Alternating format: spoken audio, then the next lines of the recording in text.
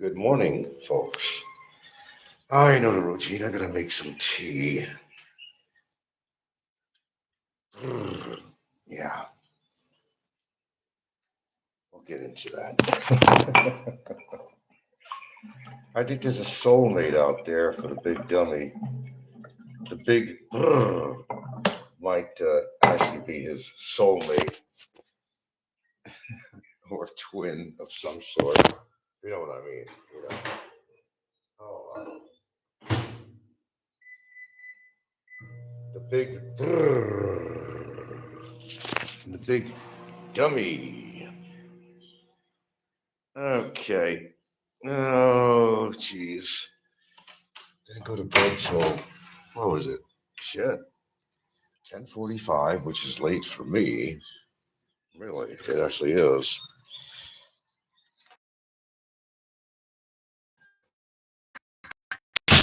I don't know. Sleep patterns, I guess.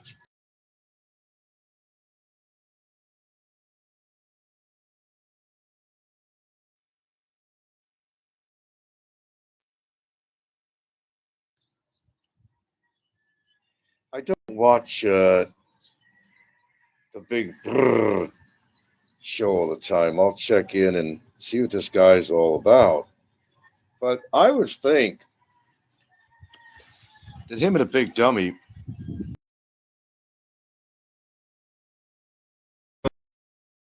the big dummy would actually be very fearful of this guy.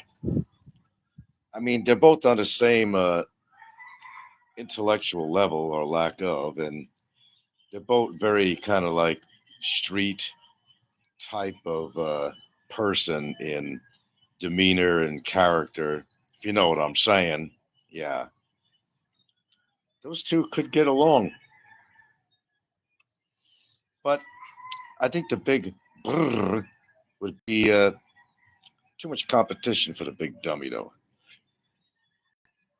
I mean, both of them don't have the capacity to last very long in this country.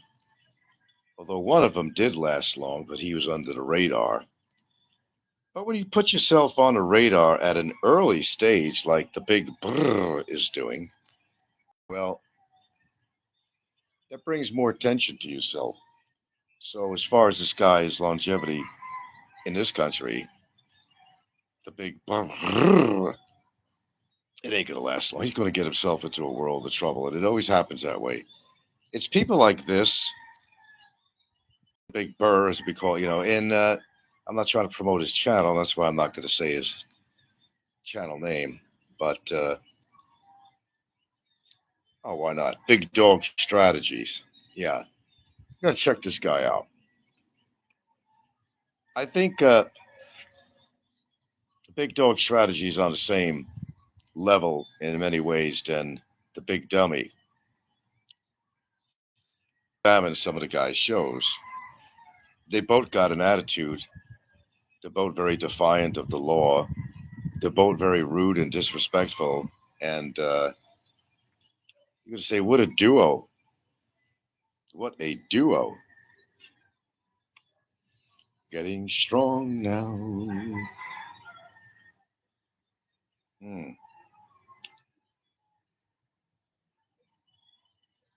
I was reading something on your sleep patterns and how you can die if you're at 70, 71 or more.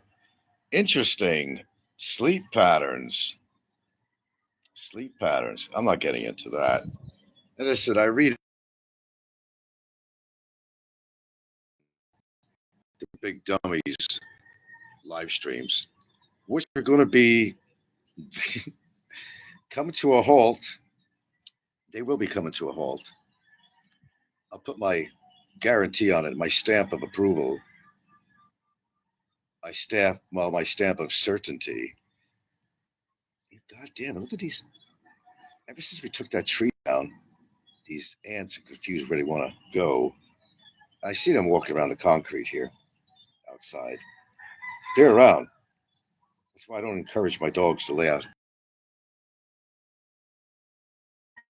Where I took the tree down, they had to find another home, and I don't know where they are, but they're sure kind of like seeing more, just kind of crawling around. Little buggers, man. I don't know what's more of an irritant. These fucking ants or the big dummy. Oh, it is an irritant. Not a problem, but an irritant, really. You know, you got an irritant, you put cortisone cream.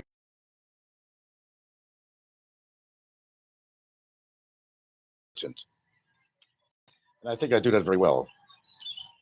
I will continue to do so. So, good morning to everyone. Mr. Serrata, yeah. Good morning. The big brrrr definitely would rule the third floor. Oh, fuck yeah, he would. Where'd he get them damn gold? Does he also have fangs in there? Because I was looking at that. I put that video out. Did you see it this morning? I just got up, really. I put that little video on the big brrrr and a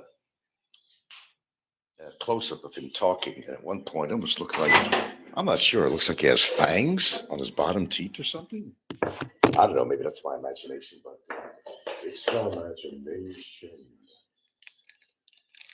How are you so fucking up and cheery in the morning, Frank? You know, and people thinking, well, it's called having pretty much a clear mind. It's, you know, are you guilty of something? Am I guilty of something? No.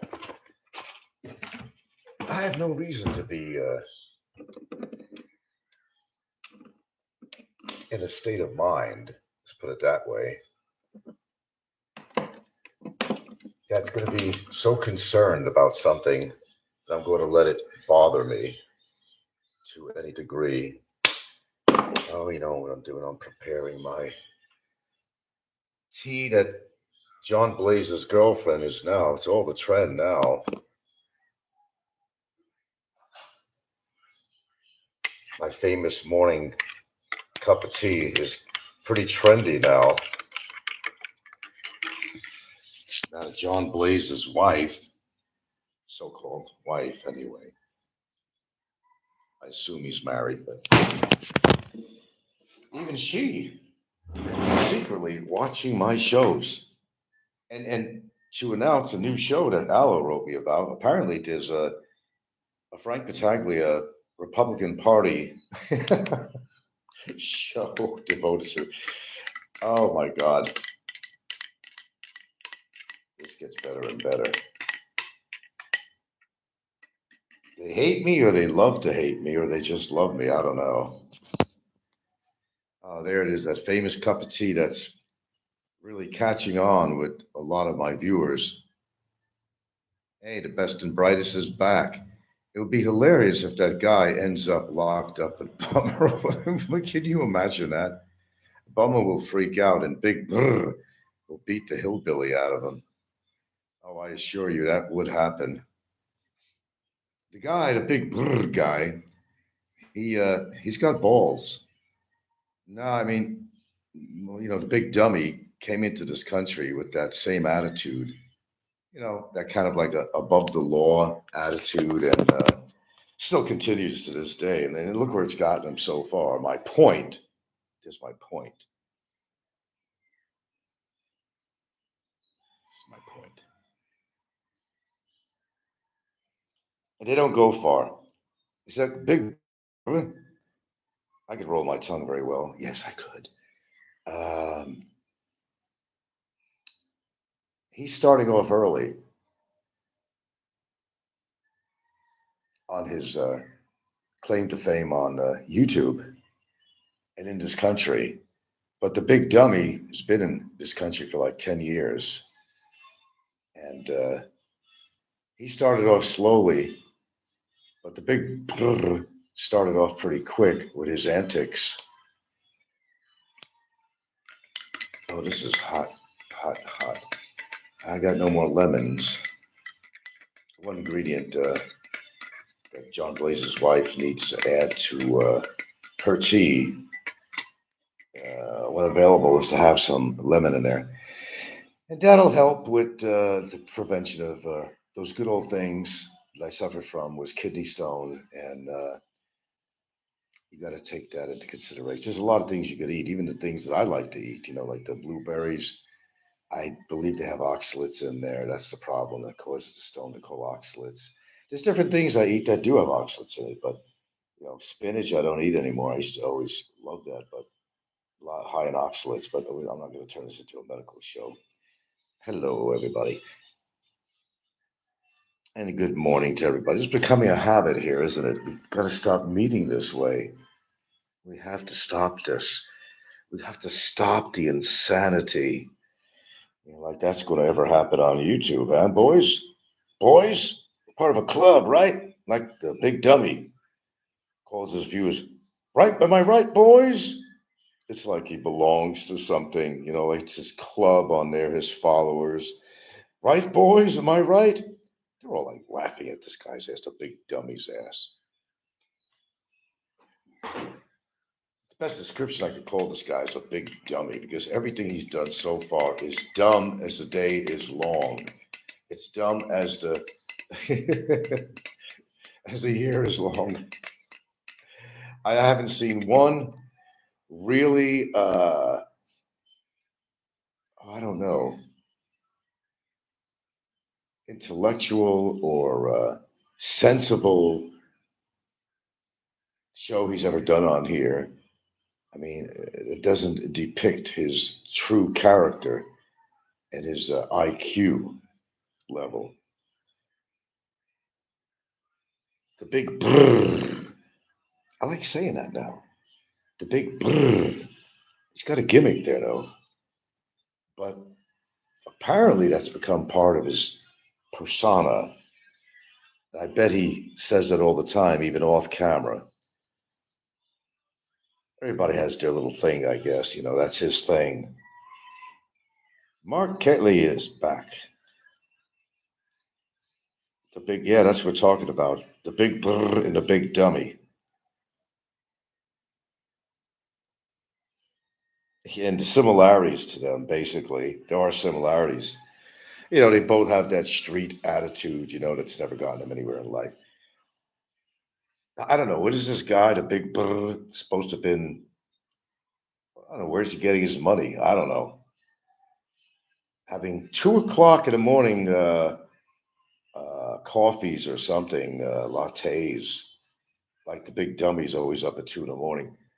And the strange thing about it is, you can't be drinking coffee at night if you're expecting to go to sleep. It just doesn't work that way. They do have similarities, though, from the videos I've seen.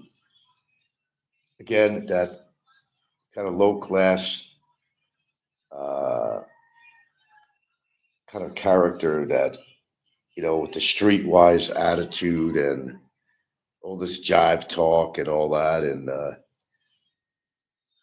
that kind of mentality, prison mentality. Doesn't he have a teardrop under his eye, the big brrr? So has he been to prison? Because that's usually what they do in prison. Isn't the teardrop supposed to be meaning that how did you earn that teardrop because of your prison, or you just killed somebody or some shit like that? Something to that. If I'm not mistaken, he has that little teardrop under his eye tattoo.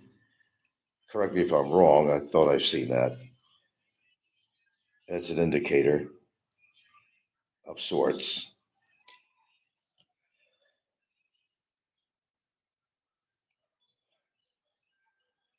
But I think the big dummy, I think, is probably jealous of the big brrr. Because at least the big brrr has some style. He has some style.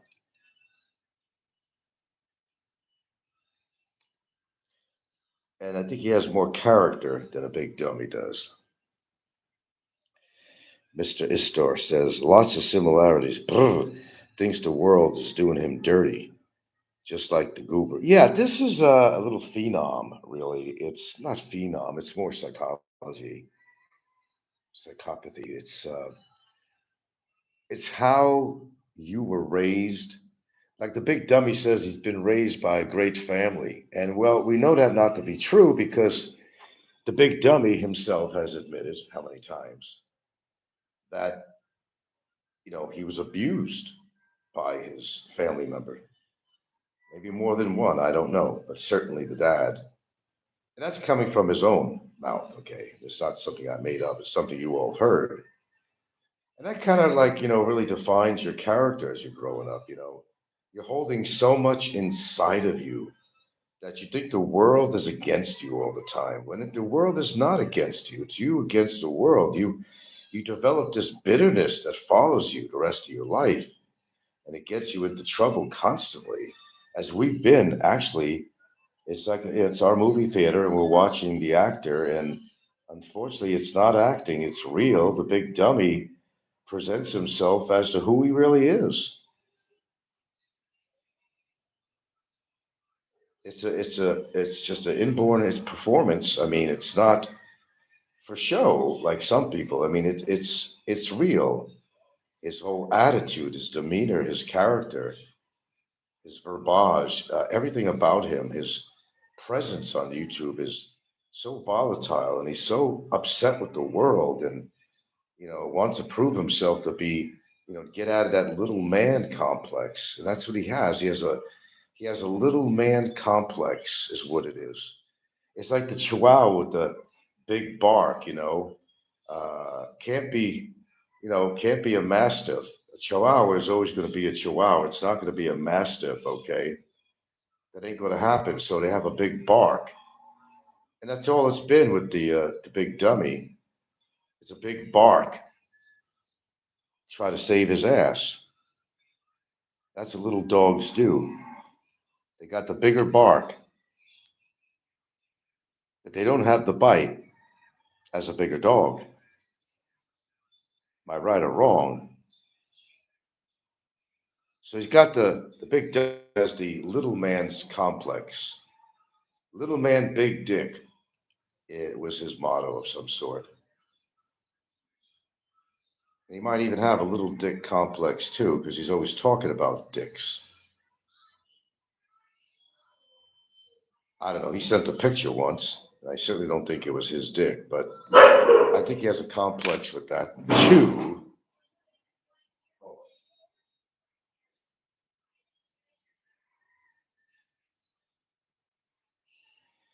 It's those people that talk about the size of their appendage are the ones that either have a deformed or smaller dick than they actually have.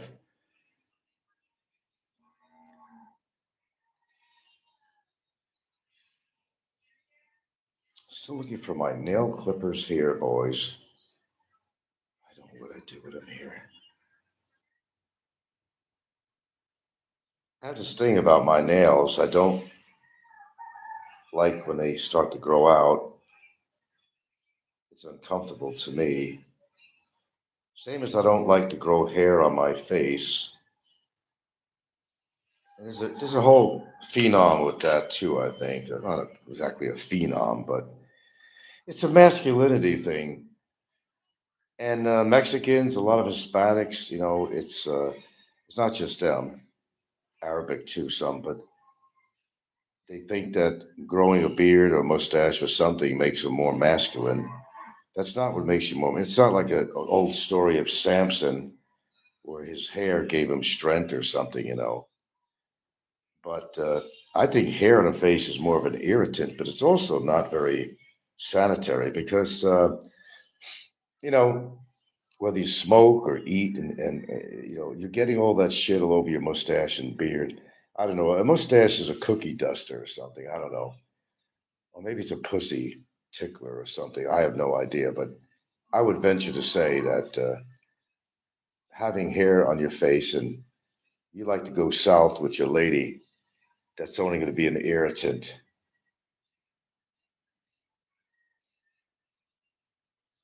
Even a little stubble on your face could be an irritant in that situation. But there's different factors that things that men do to try to look tougher. Not only their attitude and words and their whole demeanor, but tattoos and having a beard is their way of saying, "Hey, I'm masculine." If you're masculine, you're a real man. You're a real man. You don't need a beard. And no offense against people who have beards and shit. It's just not for me. Or tattoos. That's not for me. I've got enough scars. I don't need tattoos. If I drop dead and have identity on me, they'd find me by my fucking scars, probably.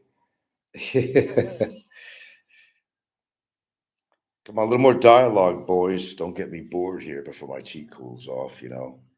They need dialogue. We're going to cut this thing short. This is not a big dummy show where half the time his viewers don't say anything and he gets all upset and disturbed. And R. Catley says, this is like a classic show. Got my feel, got my feet up on the desk, morning coffee, Frank talking about the brrrr. Can you do that? Can you roll your tongue like that? The big brrrr. If I could roll my tongue like that, imagine what I could do with the ladies. That's another thing, too, I talked about on here, man. Let me tell you. This is a show where I talk about it all. I talk about it all. We don't hold back on this fucking show. Put your feet up there and get comfortable, son, because let me tell you the truth about life and ladies. Not lady boys, but life.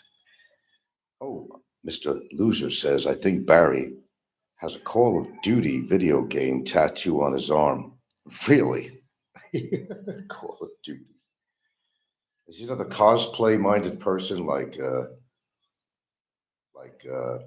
what's his name was? Oh, Ren Zero, Sentai 7.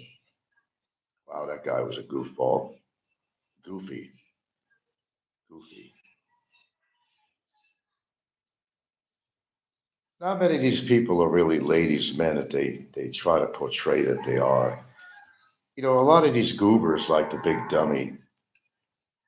And there's a lot of expats like it's just not have to be expats, it's men in general, you know. They don't know how to please a woman. Women are different, you know. They want to please their man, but men don't want to please their women. They just want to draw a target and dive bomb into that target like a kamikaze fucking pilot and zero in and get the job over in 2 minutes. Release their load, bombs away, and that's it. A woman is, it takes a woman more than that to be satisfied and get herself to be orgasmic. I mean, you can't just, you know, what about her? I've done a show on this before. I'm not going to make the whole show about this, but some common sense here.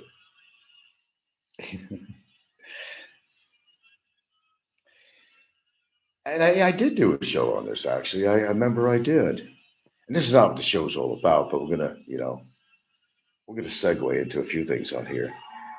But a woman needs to be pleased. And most men don't really know how. And I'm not going to give you all the details of, you know, how to please a woman, but the basics really. That, you know, it's not, you know, you're a zero pilot, you're dive bombing in, you got your target in there, and you're going for that target, release your payload, and that's it. That's not what it's all about. I have honestly been with approximately 125 women in my life. It's approximate. I don't sit there and count. I know it's approximate, but I've learned a lot. I've learned a lot. I know what they like. I know what they don't like, and what they do like, I try to do what they like. But I don't get into anything too kinky or any shit like that. I'm not a kinkapod, you know. But the thing is, women don't, is like probably, what's this percentage on there? It's not exact. You might find it that 60 to 70% of women don't even orgasm from straight intercourse. No, they don't. Don't try to play hero, boys. Let's see. 2 minutes is a long haul for me when it comes to that. After a few, okay. Really? Oh, geez, man. Super sensitive, I guess. Well, here's the thing, the mistake a lot of guys are making. A lot of guys are making. A lot of guys that are in a relationship, they masturbate uh, outside of their sessions with their loved one.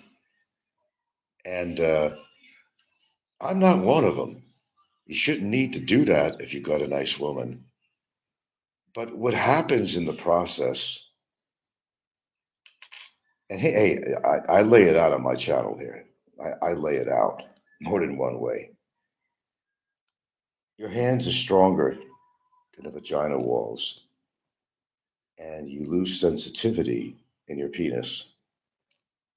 So if you're gripping on your pecker all the time, you're losing a lot of sensitivity. So therefore, when you go to have sex with a woman, it's very possible that you could have a hard time. Shall I say, bombardier bombs away? Okay, you might have a hard time with bombs away and achieving that big brrrr. That's a fact, son. So you don't need to manipulate yourself. However, you can do that as preventative pregnancies. You could do that too. For example, a lot of guys take a chance and they don't use protection, as well as the women out here don't use protection. You know that, right? So if you're not using protection, there's always a chance that there's going to be some substance that's going to make its way into the vaginal canal. And guess what? You're a daddy. You're a daddy. A proud daddy that you could run away from, like most expats do.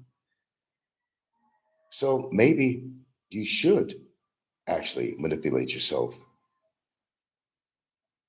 so that there's no chance. What are you trying to achieve? Orgasm, right? Does it matter whether you orgasm inside her or externally? Is she achieving the orgasm she wants? How about some oral sex? How about that? Which women get off more on than vaginal sex. I'm not saying don't do vaginal sex. No, no, no, no, no, no. You got to do that. But you got to give the woman a variety. A variety, I tell you. Or she could enjoy herself, man. Women, they might tell you, oh, yeah, that was great. I orgasmed. When they really didn't, they just want to make you feel good. What they really want to say is, man, you got to get boots on the ground with this guy. You got to get down and dirty. Please me. You got to please me. This just isn't enough for me. Never mind these fucking 2 minute things. Stick it in, payload out, bombs away. Nah, that's not what they're looking for, man. Mark Catley says, classic My Philippine Interest show right here. This is the good stuff. There you go. I only tell the truth on here, man, by my experiences in life and what I hear, what I've heard. That's all it's about. It's all it's ever been about on here, man. These guys, they think they're all studs. They don't know anything about sex. They don't. Half of them are too busy watching Pornhub and their shorts down to their fucking ankles and rubbing one off. But when it comes to real life, with a real life woman, not a blow up doll or an artificial vagina that you could buy online, when you come to the real McCoy, you got to know what the fuck you're doing before you go on that adventure, man. Don't go for that long hike unless you got the stamina and you got the expertise to circumnavigate the terrain that might kind of put a little bit of limpage in your journey. Casanova Chronicles. I mean, my goal is I aim to please, and I don't care how that happens. I'm not a kinkopod. I call it a kinkopod. I'm not kinky. I'm not going to hang from the ceiling and do, I mean, and a lot of the shit that you see in the movies. I mean, let's be real about this. I'm going to give you a typical scenario that you have all seen in a lot of movies. Guy's in a room with the girl. It's like a moment of passion. He pins her up against the wall, and it's, just a spur of the moment thing. He's not all jacked up and all that shit. That's bullshit. You got no baseball bat going on there. Also, he just pins to the wall. Next thing you know, he's in her and they're doing it. No, no, no, no, no, no, no, no, no, no, no, no. No, no, no, no, no. In that position against the wall, how tall is she? Oh, you're gonna be the big guy. Okay, you're gonna have her wrapped up in your arms, and you're gonna be doing it that way, and you're gonna hold her up the whole time. So I guess you've got a great back. You're a younger guy. You've done acrobatics. She's done acrobatics. Let's come to reality. This is TV. These are movies and stuff like that.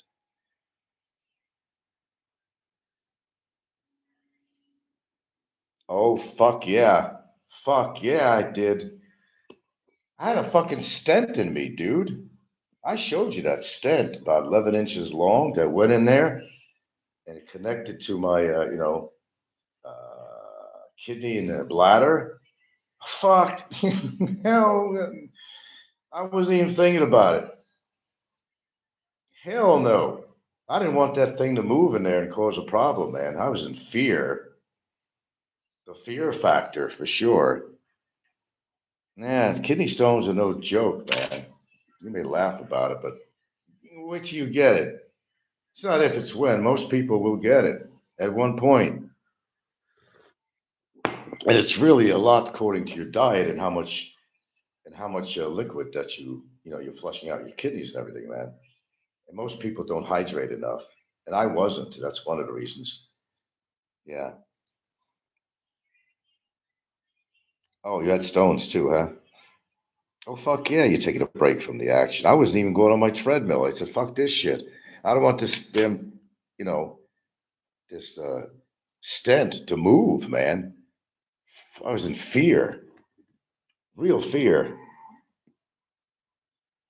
Not like Barry's going to kick my ass fear. No, it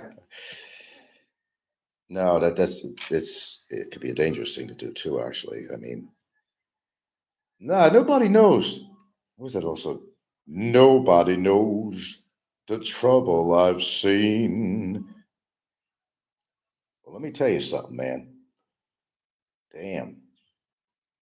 Believe me, I had some procedures in my life that were not pleasant. And my ear thing, I've had 3 or 4 operations, whatever, on my right ear, during my life. And you don't realize how close to either paralyzation or even death I could have been in. I had what you call a mastoid infection in my right ear when I was really 13 or whatever I was. I don't remember. Had infection. I had fucking pus coming out of my ear. And I took it on my own accord to have it, looked at. I was doing stupid things like, it was very popular. You would just take a bobby pin, you put it in your ear, and you're taking this is gross, but you're taking a pus out and put it on tissue, you're cleaning out your own ear. No, you get your ass to a doctor. You got pus coming out of your ear, you got a problem. With my situation, I had a mastoid infection. It was bad. I went in, they supposedly went in and cleaned it out. They had to go right behind my ear, cut a big behind my right ear to get in there to the canal and all that inner ear. And there was a mastoid. They had to do a mastoidectomy and take which is basically like a tumor of sort out of there. It was it's skin tissue, skill cells that built up into would look like a ball or something. But there was massive infection, and it was even going into the mastoid bone of the skull. It was just hard to hear in the morning. I don't know where you are, but yeah. So that didn't work. They didn't get all the bad bacteria out of there. So I had to go in again to get, clear all out any bacteria that was left, didn't do a good job the first time. Damn. And what did that shit do to me? It totally destroyed my bones in my ear. And I had to have another operation to have these artificial bones put in, the anvil, stirrup, and all that stuff.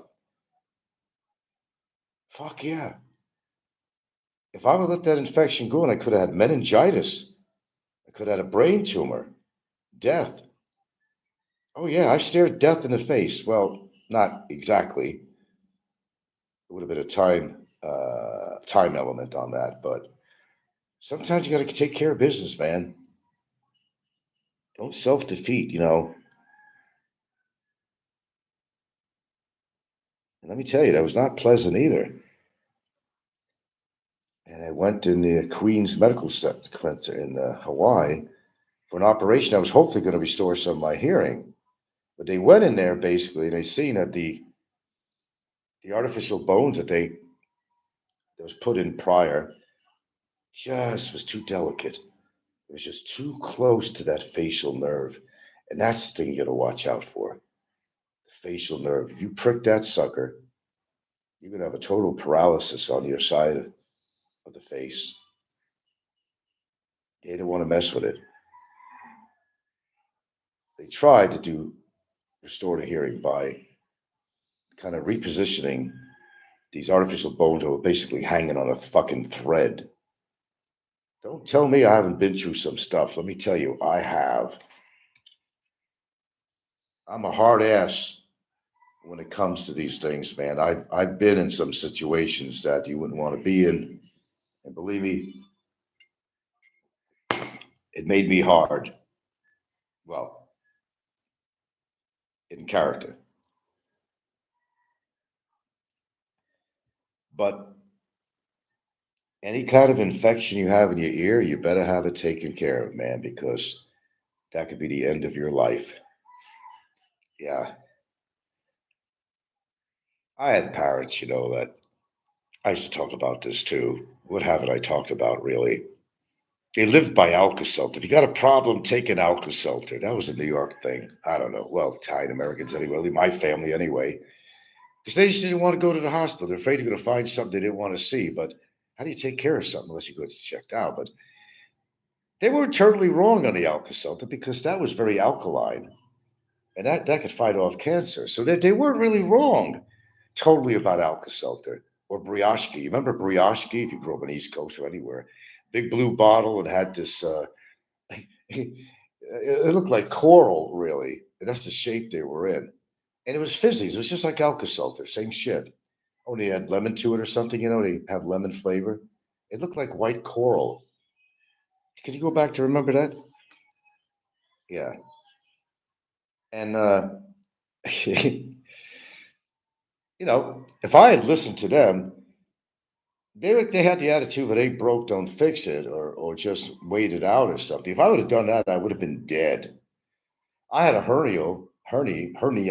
If I had three of them actually in my lifetime. Um, and you know, my mother's attitude was like, "Oh yeah, they don't bother you." Well, it was bothering me. I was feeling something. She wanted me to what? Wait till my intestines folded up and I strangled to death. And that's what happens when you have a hernia, you know, and your intestines basically are being pushed through a sheet of muscle, and when it breaks through it, that's a hernia. And what happens is, if you leave it, you'll see a swelling. You'll know you have a hernia because you're going to see a swelling. You're inguinal, however they pronounce that. Got the idea? And you'll know after a while it might actually hurt you. But what you don't want to happen is how dangerous this is. People don't realize it. You don't realize it. If that intestine folds, your blood circulation cuts off. And it's not strangulation of the neck. You call it strangulation. It's strangulation with your own fucking intestines. Yeah, they were fun. I went under the knife with that first one, and the others. No, there was one on each side I had, but the others were laparoscopic. Thank goodness for that. And what they do with that, down in your tummy, you'll see three little scars. You'll see three holes. One is, well, they're putting the camera through there. And the other holes that they're actually blowing up that area with air so that they can actually guide their laparoscopic scope to where it needs to go. So they have to bloat you up with air. That's what they do. So I've been through that. And they even put a mesh. Now, if you're going to have a laparoscopic, many times they used to use the Baird, Bair brand. It's like I don't know, polyethylene or something mesh. which is a very wise thing. Some people don't like it because there might be problems later on. But no, I'm not turning this into a health show, but let's just go with the flow with it as we normally do. Um, the mesh becomes a permanent feature. And what it does, it's a barrier to your intestine in case anything happened again. You don't want to get your intestine to go through that wall. So they use this, I don't know what it is, polyethylene or something. It's like a screen. It's like a screen. It's a mesh. That's exactly what it is. And they use this with their laparoscope. That thing opens up like an umbrella. They push it through. And it's going to stay there because what happens in time is your muscle tissue, nerves, everything, vessels, they all start wrapping around it after a while. But some people, there were certain brands of bears, and I couldn't get in on that lawsuit, let me tell you. Yeah, but I was happy I didn't because there was a certain brand from Baird that caused a lot of problems, and people went through agony. Agony. I was fortunate that the brand I had on that inguinal, whatever, head mesh was not one. So I had to check with the hospital. I said, well, tell me, man, what kind of model, whatever mesh was this? They said, no, it's not the one that was on the list. Hey, fuck the money from a lawsuit, man. Fuck that shit. I'm more interested in my fucking health, and it's just knowing that it wasn't that type. It was enough, you know, uh, to make me feel more relaxed that maybe this wouldn't happen in the future. This is so many years. It's not been a problem at all. You don't always get the best surgical materials when you have an operation, unfortunately. Fuck, they leave instruments inside you. You've heard of cases like that. I don't want to deal with that shit, man. I remember okay, Seinfeld. Here we go again. Remember Junior Mint? They were up in the viewing area, and of course George and Seinfeld and their friend or somebody was getting an operation while it was open. His Junior Mint slipped out. His Junior Mint slipped out of his hand, and it wound up going into the cavity of the surgical cavity, the opening, whatever kind of operation the guy was having. That was funny. Junior Mint. The big brrr, baby. The big brrr. The big brrr. I think the big dummy is actually jealous of the big brrr because he's starting to get a little bit of attention. He wants to be big and tough like the big brrr, but the big dummy can't find a way to do that. Oh, he would love to actually meet the big brrr. Thinking in his mind, yeah, we're alike, man. We're like brothers. We're alike. We got the street talk. We got it all down. We got tats, whatever else. Part of the brotherhood. Part of the dumbhood. The one thing in life is you don't have to prove you're a man by telling people you're a dick. Always with this big dummy with his dick. Telling people his dick is bigger than everybody else's or bigger than mine or whatever. Then you combine that, the whole attitude, the tattoos and all this shit, the demeanor, the tough talk and all that shit. That's not being a fucking man. That's being a big dummy. As far as I'm concerned, that's being a big dummy. You're either a man or you're not. And a man does not mean strength. A man does not mean having a big pecker. Where all this definition of being a real man comes from. But most of these people are not even close to being a real man. They don't know how to make love. They don't know how to please their woman. No matter how big their fucking dick is, they don't know how to please themselves. Some fucking guy that's fucking jerking off all his fucking life. He wonders why there's no sensitivity or anything when he goes to have sex with a fucking rock. Because he's used to his fucking strong hand doing all the goddamn stroking and choking, stroking and choking. They don't know anything about fucking sex. They have no fucking clue. They want to take the kamikaze approach on Target. Get ready to drop the payload. Dive.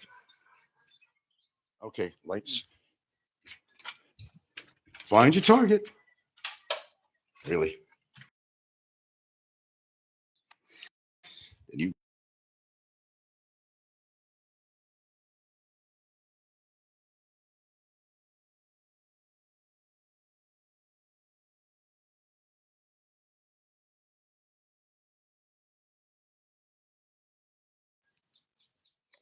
Sorry, just deal with it for a couple of minutes. I'm in that dead zone, famous dead zone I have back here. No, it's really truthful. I'm not just making a story about this. I think most men, they're always trying to prove their masculinity, you know. And a lot of people, that they have that little man complex like Big Dummy has. He definitely has a little man complex. There's no, I'm actually pretty happy with my height.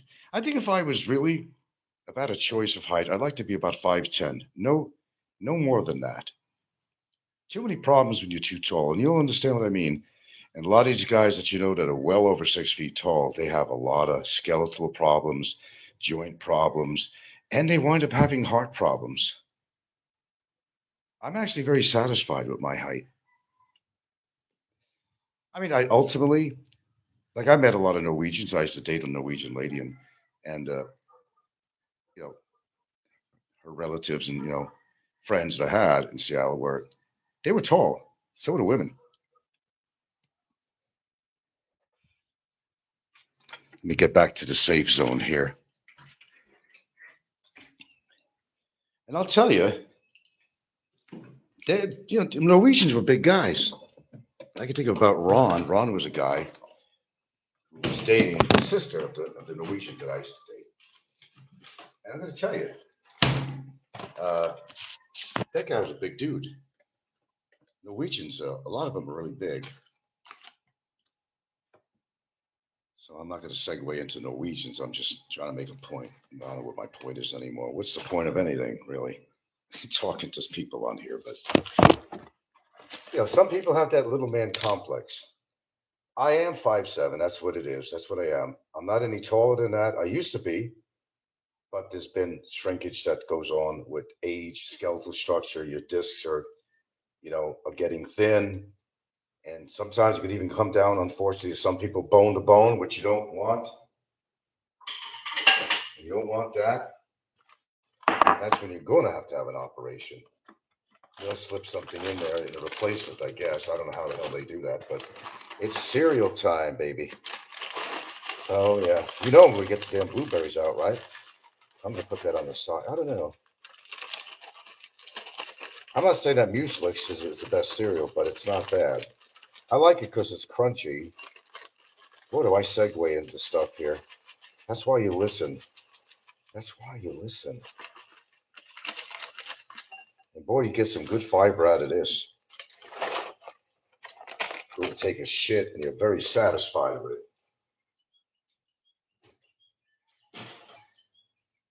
it. Okay. I don't know. Maybe have the blueberries afterward. I'll defrost some blueberries. I just too lazy and I don't want to try to defrost them now. I'll defrost them afterwards. Make use of it. I got them goddamn blueberries. I'm going to eat them. I'm going to eat them. Next thing you know, John Blaze's wife is going to be buying blueberries now, guaranteed. Smart woman. Listening to me. Smart woman.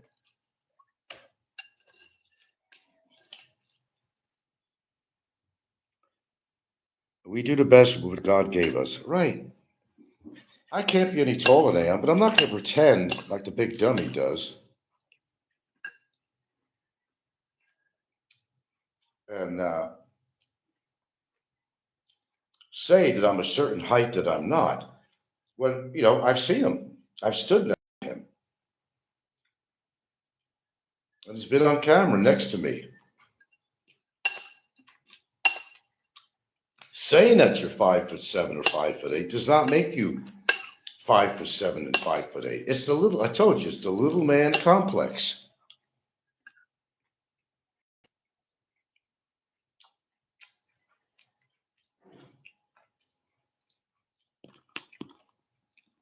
And I don't sit there and measure my dick either. You can have the biggest dick in the world, but if you don't know what the fuck to do with it, what good is it?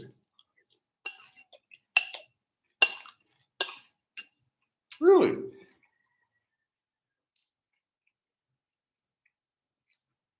If you can't perform, and besides, hey, this is the Truth Channel here. Having a rather large appendage, a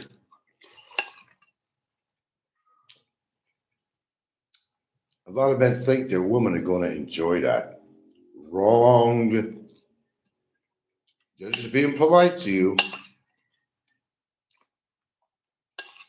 Because many women bleed, they get tissue damage, and they find the experience very uncomfortable.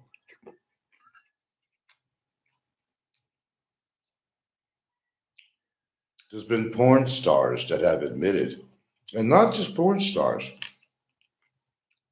just regular women who refused. They'd meet a guy, a good looking hunk of man, right? They went to have sex and they went to see this guy had a pecker that was fucking huge. They said, no way. Mm-mm. No way. Go away.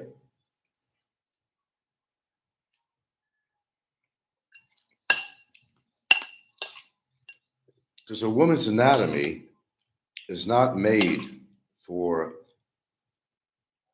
specific sizes.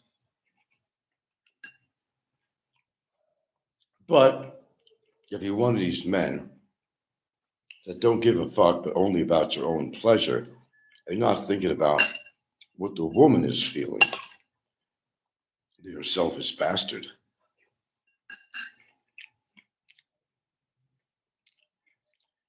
Oh, of course, Popeye's on.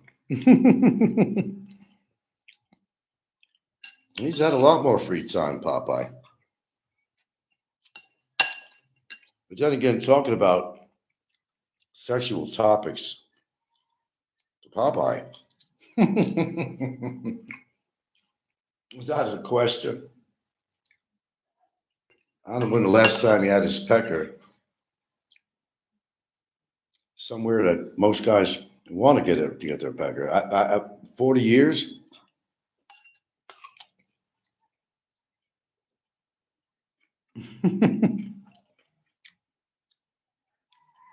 No doubt, Mark Catley says.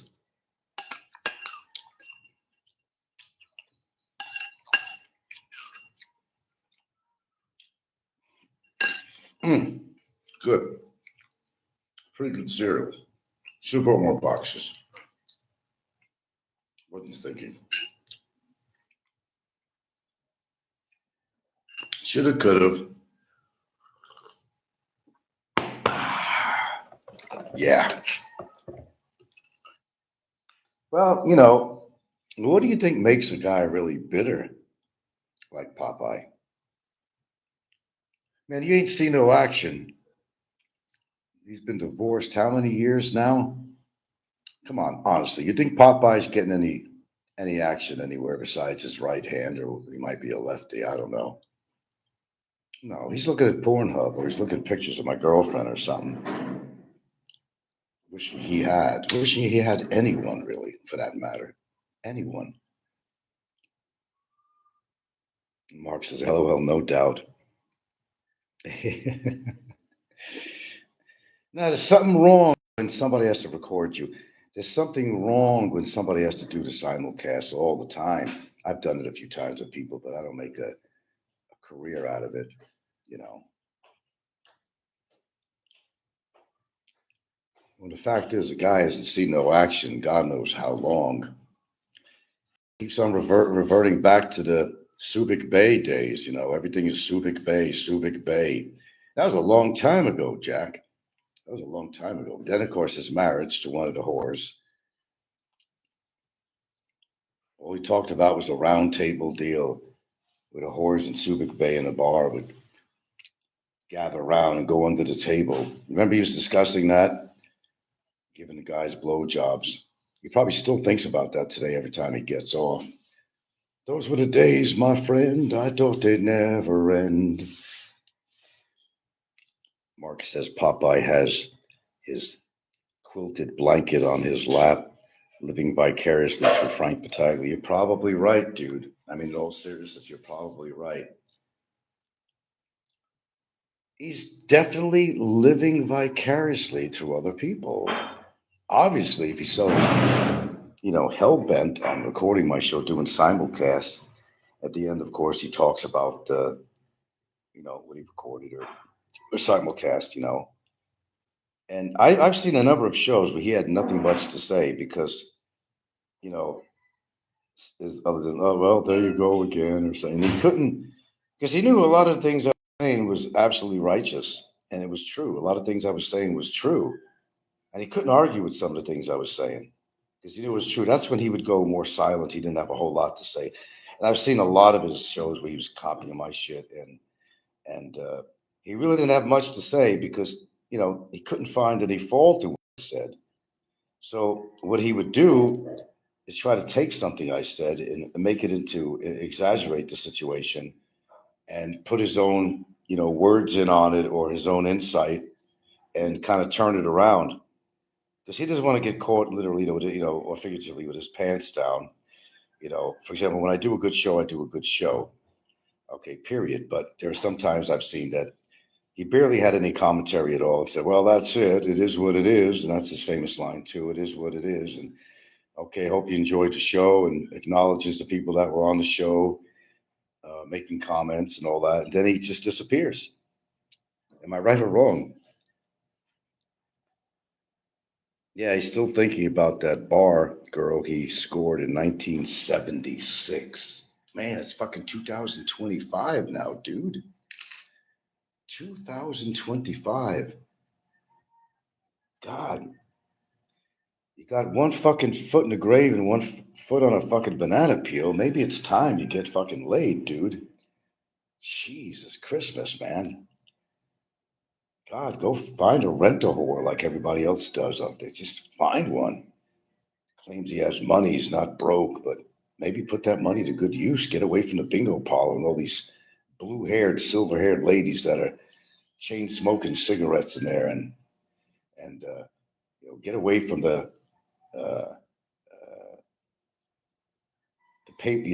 get away from paleontology. You know what I mean? I mean, you come to the present.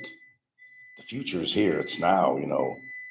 Stop being an archaeologist with women and hanging around these fucking places that only make you feel old. And no matter what age you are, you're going to feel old. And you put yourself around a lot of old people, you're going to be old real fast. That's what happened with him.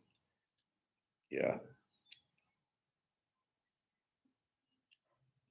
Old is a state of mind, not necessarily totally body. It's a state of mind. Someone could say I'm old because of what my age is. Well, things have changed, really. People are living longer. They'll call you moderately old, but it's not a matter of chronology. It's a matter of attitude. It's a matter of how you carry yourself, how you talk, how you dress, your whole demeanor.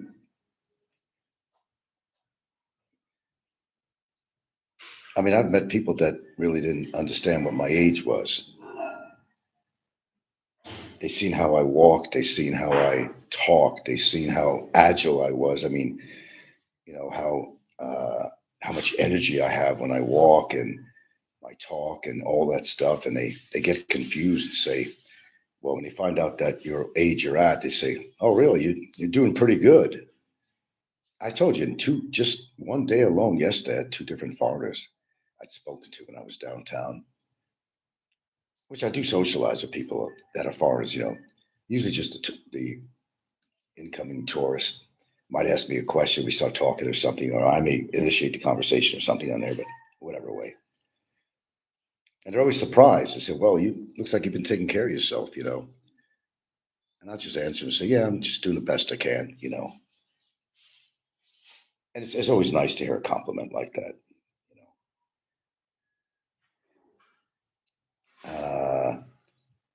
Bruce Monroe comes, says North America has the granny market cornered. Bruce Monroe says totally a huge waste of time. No, look, I don't. I want to make something clear. I don't. I don't have any problem with guys dating younger women. I just think there's no commonality. I just think if you're going to be in a long-term relationship, you're going to have that much of an age gap. We talk about this all the time. So does everybody else and their grandmother, but a guy that's 80 years old, he's got an 18-year-old on his arm. I mean, come on, what's with that, really? Okay, it's a business arrangement. But they feel proud to have that girl on their arm, though. They feel proud. But they don't realize, they try to convince themselves that they're a real stud. That's exactly what goes on. They try to convince themselves and people around them that they're a big stud because they got this, Filipina that's barely out of puberty, going down that little time machine, trying to, you know, cheat father time or whatever. It doesn't work. It's all a show. It's a gallery. The guy's trying to feel his oats back again, sow his oats, whatever, and it just doesn't work.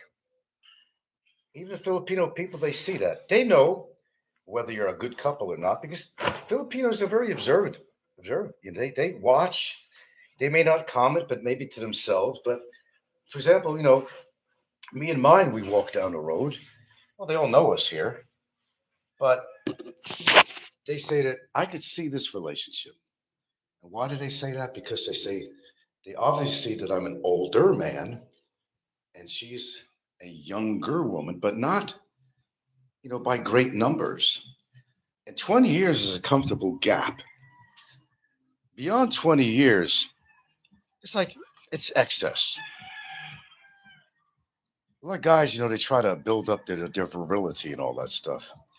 I'm a virile man. Well, I'll tell you, a lot of these guys have babies at 80 years old. How the fuck they do that, I don't know. I'm not 80 yet, but how the hell they do that, I really don't know. The testosterone levels going down, sperm count, everything else. I have no fucking idea how they make a baby. I have no idea, but they do. And it's wrong. Hold on.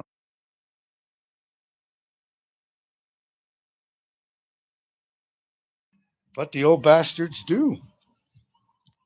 And it's not right for the kid. That's another thing why I'm not big on the big age gap shit that goes on because it's not fair for the kid.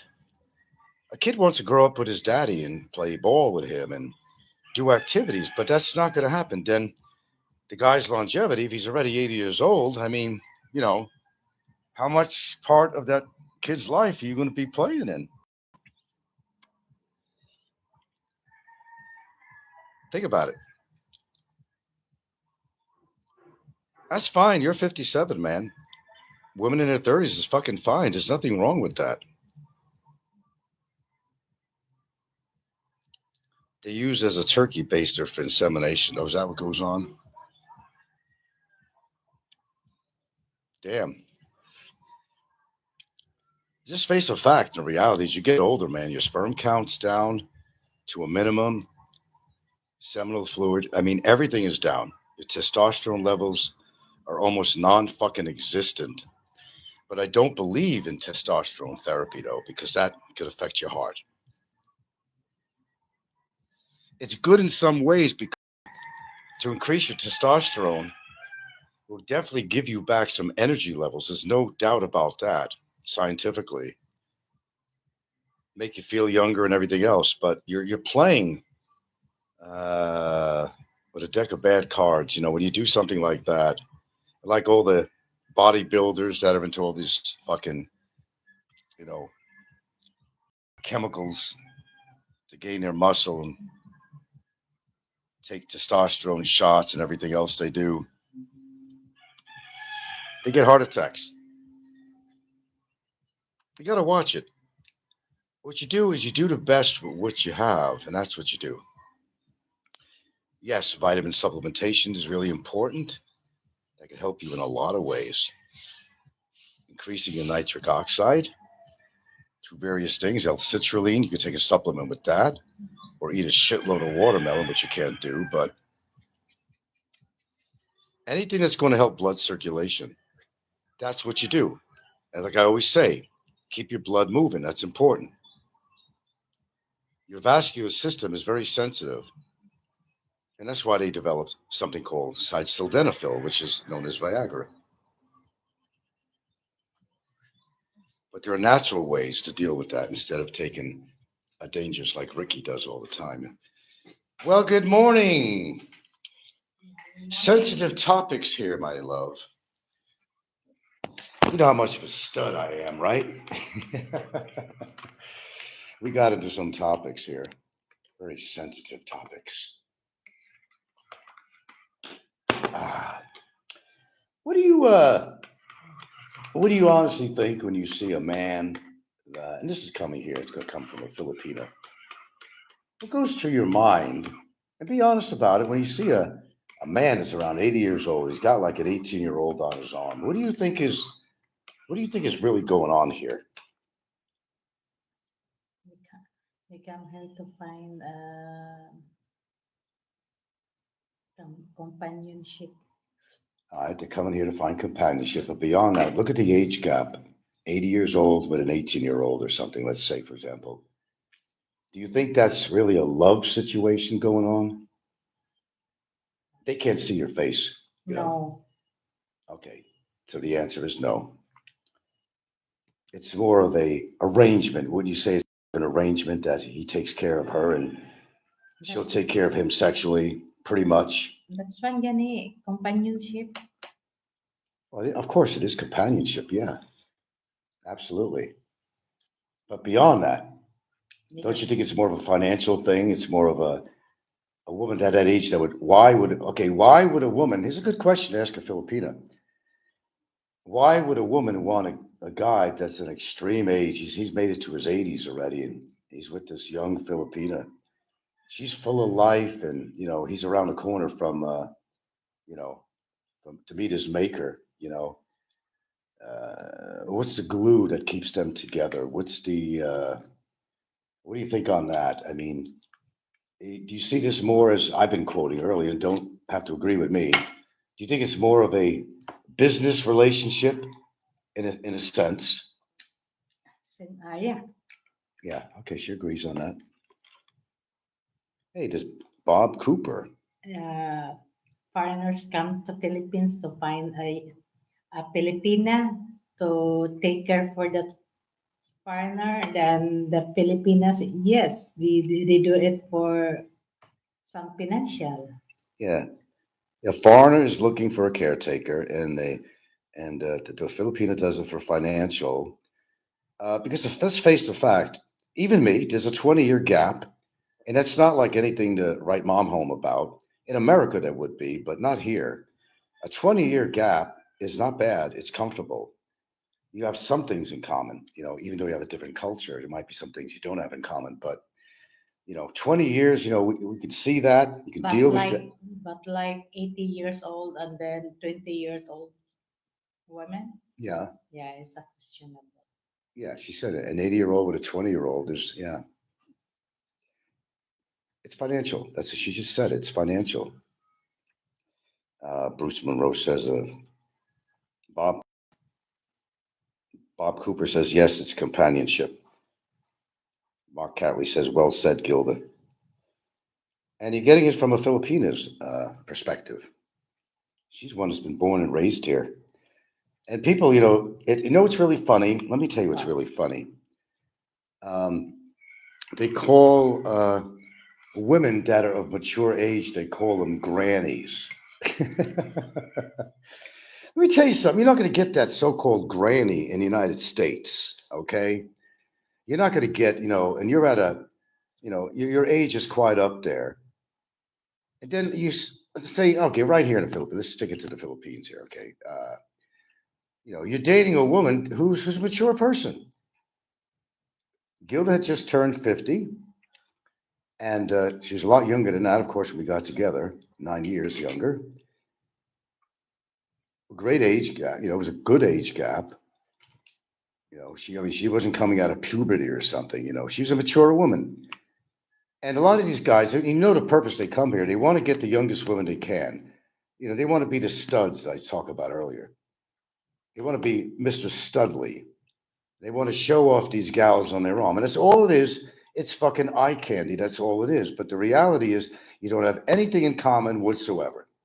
Nothing in common.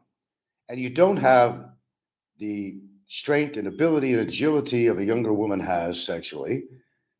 They're in their prime, even in their 50s, they're in their prime. You're 80 years old, you're not going to keep up. And, well, I'm saying if you're going out with an 18-year-old or even some of these losers, they go out with, they go underage too. And that's, common out here. That's why you got perverts coming, real perverts that are coming here to, take advantage of the situation. Hey, if I could get a girl that young, what is that saying about the guy? Someone on here likes to use that word pedo quite, with ease, and comfort of labeling people a pedo. But you are a pedo if you're dating. If you're fucking older in your age and you're dating somebody that's underage, and even looks. We have a guy out there that's married to, with no names on here. You can dating for the underage if they get a parent's consent. If you got authorized consent, but out here there are rules. Now, Filipino rules are different than foreigner rules. I think the legal age of sexual consent or whatever is they used to have it at 13 years old. No, No, one time they did. that one is from The more native tribes. Native tribes. Yeah, That the one, native yeah. tribes. Yeah, it could be 13 years, it could be 12 years old. Yeah. It's different than the modern society here in the Philippines. But the native tribes now, some of them they go to the school and then they don't do that now. Yeah, they get educated. They don't do that stuff now. Some of the, some of the older tribes that still exist out here, they go by some their own ancient ways, and because of other factors too, which historically in early man, well, earlier times actually in human history, and we're going back 100 plus years ago, whatever, when people didn't live beyond a certain age, and they had to get married and procreate at an early age because they knew they weren't going to live to be 40 years old if they were lucky. But these days, people commonly live to 60, 70, 80 years old. It's no big deal. But back at a time when people didn't live to be on 30, 45 or something around there, they had to start off earlier. There's some tribal nations that actually, still practiced, early marriage, early children, because, they know the health of their tribe is not very good. The native people who go by native tradition and they start off early. Um, they're not living in, with modern society and medicine necessarily to prolong their life, and they know this. But there's drawbacks on that too. Uh, Alien Davis says, I'm 71. My Filipino lady is 51. That's good. Been together 10 years. Wasn't even looking for love until I met her. Yeah, I get you. I get you. Raining Cats and Dogs says, Philippine women are beautiful, even ones that are older looking. And you guys are missing the market here. I see Alan Davis says, if it's really love, what age got to do with it? Well, the problem with that statement is, I mean, I agree with you, but let's get to reality. Why would a Filipina really? She wants a future. They want to grow old together. Uh, she wants to have the man in her child's life as the child is developing and growing and gets active. And there's activities that only a father can do of an appropriate age to be able to do that with his children. And the older you are, the shorter to your little lifespan you are, and you're not going to be in that child's life. So it's kind of unfair to the child, is what I'm really saying. As far as what love really is, it don't matter about age. Come on, the reality of that statement, it's not much of a reality because if you're a young, virile Filipina, you know, uh, there's no reason you can't find a man of the same culture or a man around your age doesn't have to be the same culture, the same, Filipino, the Philippines origin. You want to be with a man that's, either close to your age or not a terrible age gap. It makes more sense because the guy's going to be around in her life a lot longer. even the 20-year age gap that me and my girlfriend have, it's always, we talk, I talk about that all the time. I know that, in the normal world, I'm going to outlive her. No, she's going to outlive me, but you never know. But uh, you got to think about that sometimes because, you know, let's say she's already 50 years old and I drop dead after my cup of tea here. I mean, she's 50 years old. And it gets harder to really find a man at 50 years old in the Philippines. It really does, even among local men. So you got into this relationship, and is it the end of the road? Not necessarily. If your partner who's older, even 20 years older, dies or something, I mean, they're gonna have a hard time. So, I mean, even it's realistic even in my relationship. There is an age gap, but not on what the average of what you see from the foreigners coming in here. There's a large age gap in here. It's tremendous and it's ridiculous. Need to quit smoking. I need to do a lot of things. You need to quit drinking, Bobby. Not Alien David. Alan Davis says not reason, but relationship. Bruce Monroe says if you want all the legalities about dating super young Filipinas, all you need to do is book Rike for a $50 consultation, or go to Jasper in the Philippines. He'll tell you all about relationships in the Philippines, and he'll take your money.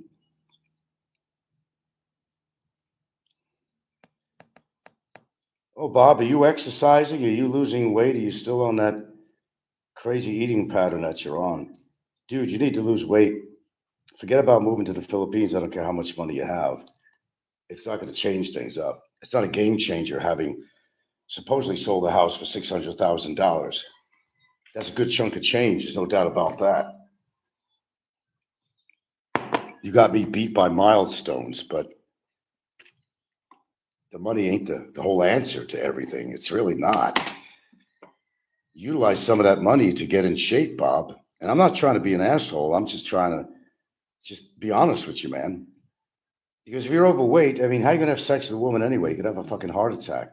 If you're not in shape, you don't do anything aerobic and move your blood, you don't do anything, Bob. What good is coming here if you're looking, we said you got this Filipina for how many fucking years? Have you ever actually even met her? I'm not being an asshole here. I'm just saying. You've been holding up her life for how many years? And she's been holding up your life for how many years you've been talking to her? Come on, man, seriously. Mrs. Hemminger's here. Oh, Raining Cats and Dogs. We're going to talk about Anna Nicole Smith. Anna Nicole Smith in her late 20s, billionaire husband in his 90s. It was all for money. Everybody knew that. Come on. What did they have in common? It was love. If you're going to say anything about it was love, that's bullshit. Love of a great grandfather, perhaps? Yeah. Come on. Get real. It is love. Yeah. It Bob is Cooper says, I'm going to die in Manila. Probably so. You love her. What love? I'm not, look, again, I'm not trying to be an asshole to you, Bob. I'm really, really not. I'm being honest with you, okay? Take it for what it is, or what it's worth. it's there. You're in Love. bad shape. You've been overweight, looks like most of your life. You smoke pot like it's going out of style. You eat like it's going out of style. Your heart is unhealthy. Your liver is unhealthy from your drinking. Okay, you probably have diabetes on top of that.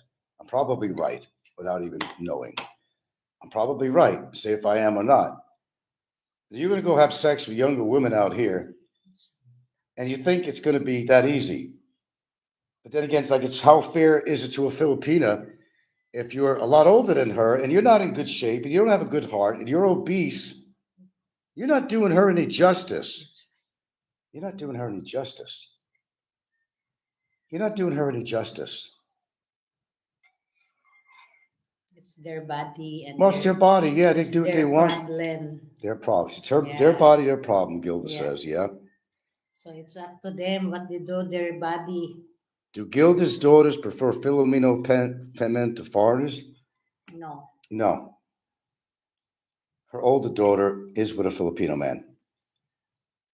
And the others, whoever has a mate at the time, they're all Filipinos. All Filipinos. Smart. My daughter's in Korea now again. Oh, your daughter's back in Korea? Nina? Yeah. Oh, man. What could she bring back? Oh, Don't know. I don't know. Bob Cooper, take care of her, and she will take care of you. Bob Cooper says, but she loves my money. Well, then why you want to be with her, Bob? You have no sensibility at all. But Yeah. she loves your money. Why do you want to be with somebody that's just after your money? I don't understand that, Bob. And I don't understand the way people think out here, these foreigners. If it ain't love, then fuck it. You could just rent somebody cheaper than spending all your money on this Filipino man. It's Do what better Ricky does. He rents it's his better you dates. stick together because if you got some problems, so if you sick or something, so they have some Yeah, a Filipinos take caretaker. care. Yeah. Yeah, I that's mean, if all. that's what your relationship is, and it's a caretaker relationship, then fine. That's something that you set out to do, and that's fine. And if you want to blow your whole wad, and I don't mean Because semen, if you always finding some Filipina and Filipina and then Filipina, when you sick, so nobody take care of you. and when you have that age gap, even mine, just 20 years, it's not phenomenal.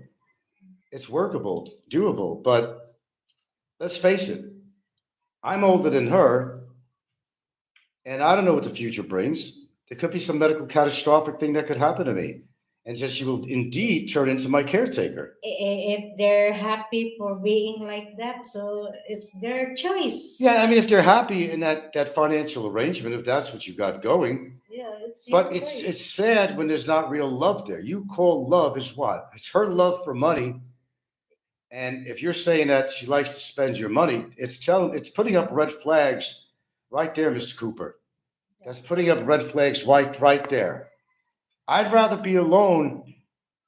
I'd rather be totally alone. And I've had times when I've been alone. I don't care how many women I've had in my lifetime. I've had a lot of moments when I didn't have a date. I didn't have a girlfriend, and I was perfectly fine with it. It's your I'm not gonna go out and choice. fucking. Hey, I'll give you $50 if you hang out with me at the club tonight. You want to go dancing or something or whatever? Fuck that shit. I'd rather be alone than be with a woman that is totally after your money, which mine is not. I'll guarantee that. I have reasons why I say that.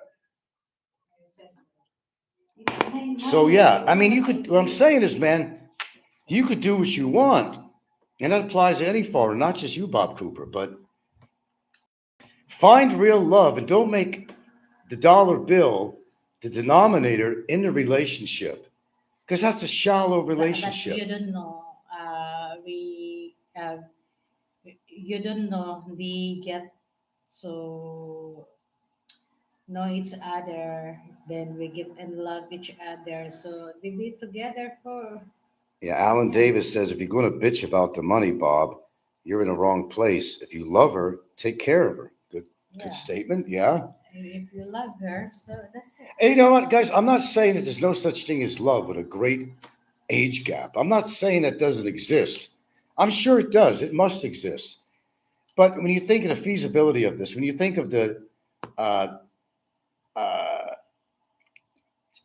I don't know, run some stats on this or something. What is the odds that she's You don't with know you the for Filipina love? if then the attitude if you don't stay together.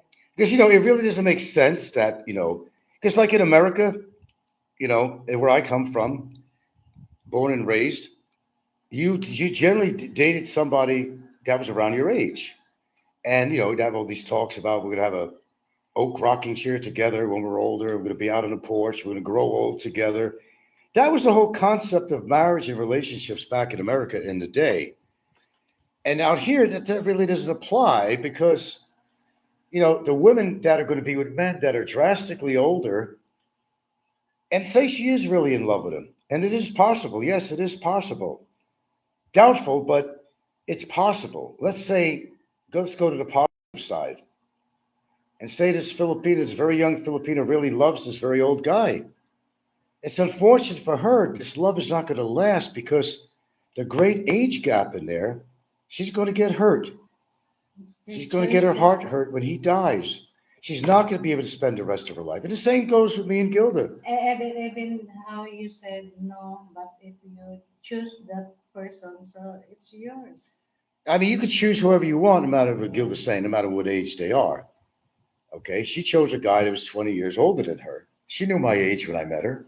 Well, at some point she did. She could look at me and know that I wasn't 30 years old or something. It was pretty obvious. You can't hide your age. You could hide your age sometimes pretty well. I've managed to do that sometimes when people would think I was, you know, a lot younger than my age, and it still happens. Not as often as it used to, because my aging is, it's becoming visible more so. But there was times, and up until not too really long ago, really, that most people had me down for at least 15 to 20 years younger than what I actually was. But that's stopped now because the aging process has taken over more. And now they Yeah, might but say that you look some like you're in Filipina your they like older 60s. older guy than the younger guy. And I'm like, now where maybe 5 years ago, they would say that, you look like you're in your late 50s. That hasn't happened anymore. Okay, because nature's taken over. Now the best I'll get, and I'm glad to get that, is somebody will say that I'm looking like in my early 60s rather than being 70 years old, which I am, 70 plus. That's still a compliment. And I hear it all the time. That makes me feel good. It shows I'm doing something at least. Maybe I'm doing one bad thing, but I'm doing other things to take care of myself. You still want to look good for yourself. You want to look good for your partner. Because when you're feeling good, you're going to look good. When you look good, you're feeling good. And why let yourself go like Robert, like Popeye? Why let yourself go like him and all these other clowns on here that are, drastically obese? Many of them on here that I've mentioned, they're all obese. They're all obese. They might as well just fuck around and get laid if they can get it up. They might as well because there really is no future with a woman. Because the fact is, when you're that obese, you don't have any longevity. There's not much longevity.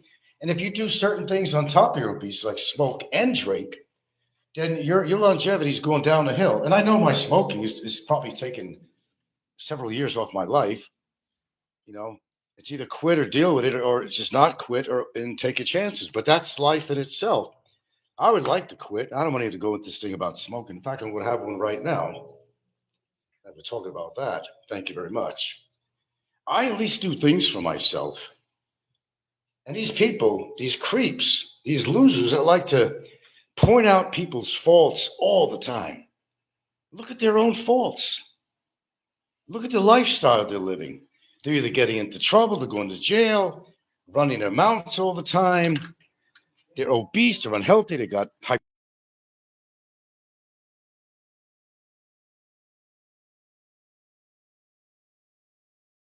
You can't blame you, but it didn't have to be that way. Start taking care of yourself a lot better.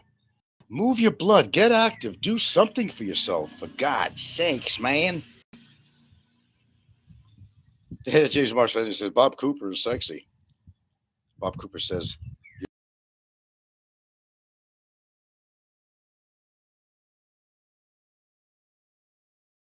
stinks too. You don't drink me on my ass and fucking pigs can fly. Yeah, okay. The hell you don't. The hell you don't. How many times we seen you drinking on your show? Give it a rest, Bob. Give it a rest. All right, what comments did I miss on here? I want to be fair about this. Alan Davis says, rent a house and move her family in and help them if you can. That's what we do when we love our Filipino women. So you want Bob to rent a house and move her family in and help them? That's what we do when we love our Filipino women. Heck with that shit. Bullshit to that. Mm-mm. We got two of her children here, and that's it. The others come to visit, and they're welcome anytime. It's going to be their house anyway if something happens to Gildan. If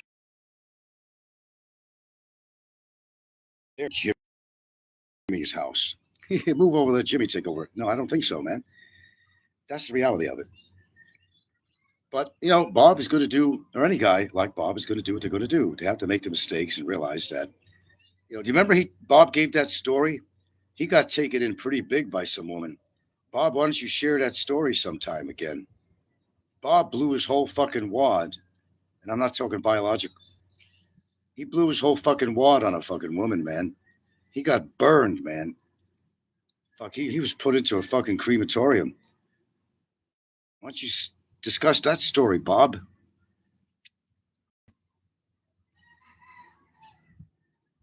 Talking about me, I look like James Caan when he played in Misery. Bob says, "Yeah, I need the kids home for my woman." I don't know, Bob. You're delusional. You're another jokester on here. Well, your lies. You sure you're not Barry's brother? By blood somehow? Because you do have the demeanor of a fucking hillbilly, that's for goddamn sure. Anyway, enough of Bob. Yeah, the sum of $10,000. You got suckered. You got sucker punched, Bob. That's a lot of money, $10,000. That's a lot of money. Filipino or American, that's still a lot of money. 10,000 is 10,000. How long does it take for somebody to raise $10,000 in a spurt? 10,000. That's a lot of money. All right, Alan, take care. Thanks for your participation. And we've been on there for a while, actually 45 minutes. But I'm saying there is a difference in the age gap, and it doesn't make sense for such a wide age gap. I see it all the time when I'm in town or I'm in Cebu, wherever I'm at, and I'm still amazed to this day after living out here so long. I laugh. I see a guy that looks like he could barely walk. He's old gray haired, grizzly with a beard, got a big ass tummy. Probably who knows when the last time he'd be able to see he's ever seen his shoes. He's got this hot babe on his arms. And you're going to tell me that's love? I'll have to disagree with you on that. I mean, I have my opinion, you have yours. That ain't no fucking love. That's bullshit. That's a crock of shit. It's called proper planning from the Filipina to find the old. And it's true. I've heard it on the shows. Even Philippine Antics. A lot of people talk about this. The family actually encourages the daughter to go out and find a rich foreigner because she feels you find the right sucker that he's going to be building houses for the family. How many foreigners got stuck in that situation? Wow. Building houses. Tim K did that for Chrissy. Well, actually, it was his viewers' money. He was smarter than most. He just uses donators' money to buy his FJ Cruiser and all that shit. He's smart in that way, Tim. I'll give him credit for that. He's smart in that way. Heminger back. Frank, ask Gilda if she allows her daughters to date foreigners if they want, or if she prefers to find a Filipino man. I think her children prefer Filipinos. They see all the problems with the foreigners. And for those that are in a relationship, they're all in relationships with Filipinos, not foreigners. They're smart. All right, Bob. Take care of yourself, man. Money is not everything, Bob. I'm going to tell you that. If you have to buy a relationship, man, I mean, I'd rather be alone. I'll give you the truth. I'd rather be alone than to be with somebody that is the whole goal is about money. And I'll tell you what, when I met my girlfriend, she never asked me what I did for a living. She never asked me anything. She never asked me for money. She never asked me what my net worth was, what I have in the bank. Nothing. There was nothing like that. Nothing at all like that. I could gladly and clearly say that. And I gotta definitely do my nails cut today. We're gonna find the nail cutters. Um, so I don't know. I guess I got my own opinion about the age gap thing. It's a big topic matter all over YouTube all the time. And these guys, they're all boasting, like Paul in the Philippines, he's another one. He's a disaster about to happen, and he knows it. But he's the guy that they want to show their prowess. Car salesman, he still has that car salesman attitude. And I make note of things like this. Same as people make notes about me. I do the same. I can make notes about other people, come up with my own conclusions about who they are and what they're all about. Doesn't take much. But like in Paul's situation, how many times has he displayed his woman on there? And that's how he got his. Well, he was riding on the coattails of somebody else's popular channel, right? And that's how we got in on there and got all the subs. But, he used a tried and true formula for YouTube these days. I guess it's always been that way. Is to go put his woman, and I don't, I'll be honest with you, I don't find her attractive at all, but that's just my opinion. But he's displayed her with her bathing suit on there to get viewers. It's all about money. And what do you think it is with her? It's all about money with him. Remember, his old name was Old Dog New Tricks. Okay? New tricks. Those are the key words. New. That's exactly what he does. And he'll bait people to come on his show with some controversial topic matter. He'll have guests on there from other popular channels to promote his channel. That's all they do. They promote each channels back and forth. And he puts his woman on camera. And what happens is, since they get their own channel after being seen and with all the guys with their tongues hanging out, anything to do with Filipina, they're going to go to her channel. They're going to subscribe. That's the way they work it on here. Heminger says, I'd rather be in a shallow relationship than alone. Only ego would cause someone to suffer in loneliness over a P4P, relationship. I'd rather be alone. Actually, I'm the opposite. I'd rather be alone than be in a shallow relationship. I'm the opposite. Brevis wants to know the name of the tribe so he can investigate the 12-year-old rule. I bet he would. I bet he would. Bob Cooper's back. He said, look what happened to Fazio's young lady. Well, first of all, Bob, that was not his girlfriend. He liked displaying her because he was always trying to prove what a real man he was, whether it was tools, and she was a tool. That was never his official girlfriend. Let's just get that straight for people that don't understand. She was a companion, and she had some shit going on with her family that warranted her to have to live in the horrible conditions of Fazio's little shack. I don't know how she did it. I barely think he ever used that air conditioner. It was a cramped space. He had termites crawling around. Fazio had basically 12 or 13 layers of cardboard with some styrofoam or something as a bed. Big, fat, sweaty body with this young girl. He displayed her like she was a tool. He'd go out places and try to make people think that was his woman. It was not his woman.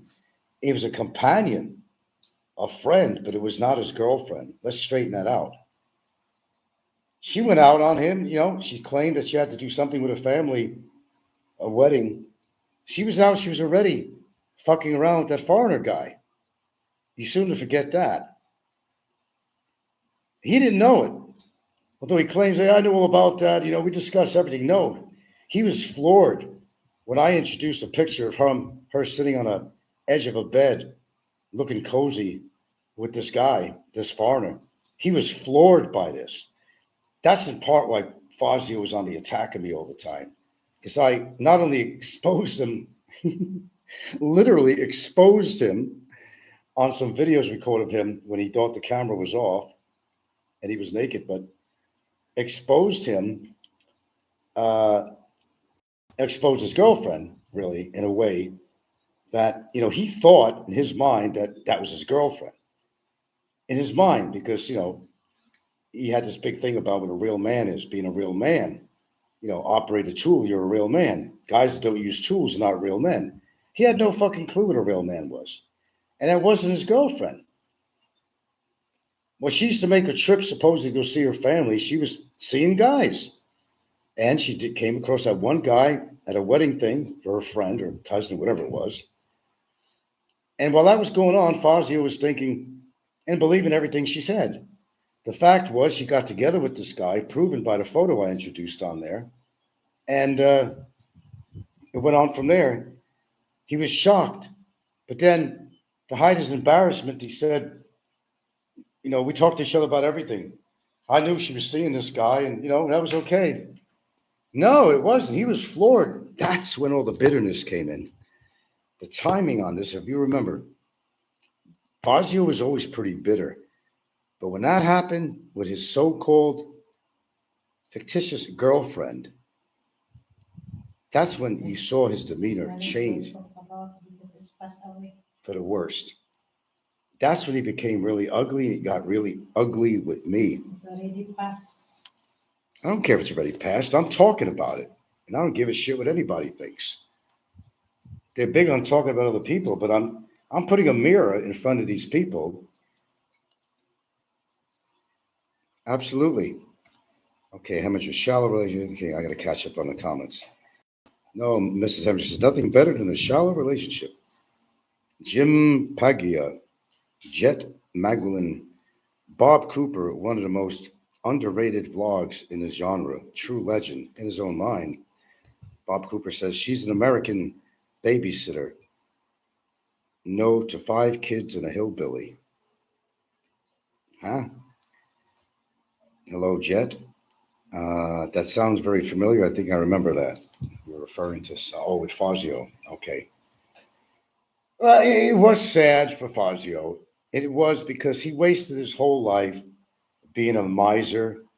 I mean, this guy could pinch the picture off a peso, He'd argue with trike drivers over 1 or 2 peso discrepancy or something, Did he not? He'd argue with people in a restaurant just because he frequented one restaurant. He expected that they owed him something. Like, how about a free meal? I've been coming here giving you business for how many years? But what did he do with the prawn shop? He was bringing plastic bags, hiding them in his backpack, and piling in these fucking prawns in his bag to take home. And he was eating them whole with fins, everything on them, which was very dangerous to do. Then it got to a point that they kicked him out of the prawn shop. I forgot what they called it. You noticed that later on. He never talked about it again because he was not allowed to go there. He was stealing their prawn, and he was bad for business. The prawn farm, yes. That was funny, wasn't it? The prawn farm adventures of Michael Fazio. That was hilarious. That was absolutely hilarious. So all these people, they like pointing fingers and find fault at everybody, but listen to these stories. I mean, they're not story, they're reality. These are the stupid things that some YouTubers have done, which foreigners have done. Yeah, you could display any woman you want on your arm. Does that mean that the woman is really interested in you? Like, what Pig Nose does. He admits he's a fat, ugly-looking slob with a fucking pig nose and a big-ass fucking belly, enough to get a zip code, a toupee, and he takes out his money and he buys them for the night. To me, and that's just me, that's a sad life. But, you can do whatever you want with your money. That's true. But to get a real woman to be really interested in him in a loving relationship, that's never going to happen.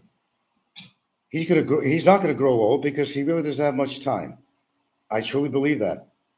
I made an assessment of his health situation. I don't have to be a doctor, and I don't have to put him under an MRI.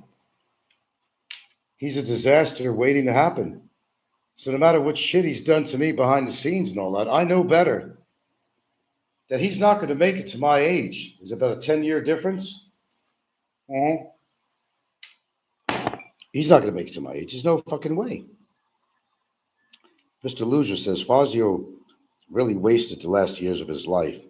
He should have met a woman close to his age for a nice relationship. But no, foreigners don't want to do that. Rain Cats and Dog says, compassion and decorum is real man, not boasting of sexual things. Well, most of the people that boast about their sexual prowess are really not getting any. And like Jasper in the Philippines, he's one of them. There's a lot of people, actually. Look at Poopeye, who's simulcasting right now. Wow, what a poor example of manhood. He hasn't been laid since he's been married. And how many decades has that been? So he goes on YouTube. He likes to look at other people's women. He only wishes he could have somebody like Gilda. He only wishes. And she's not 20 years old or 30. She's 50. She turned 50 in January. And she's still holding out really good. That's what you want. You don't want somebody with an age gap of 40, 50 years. I mean, come on, get fucking real.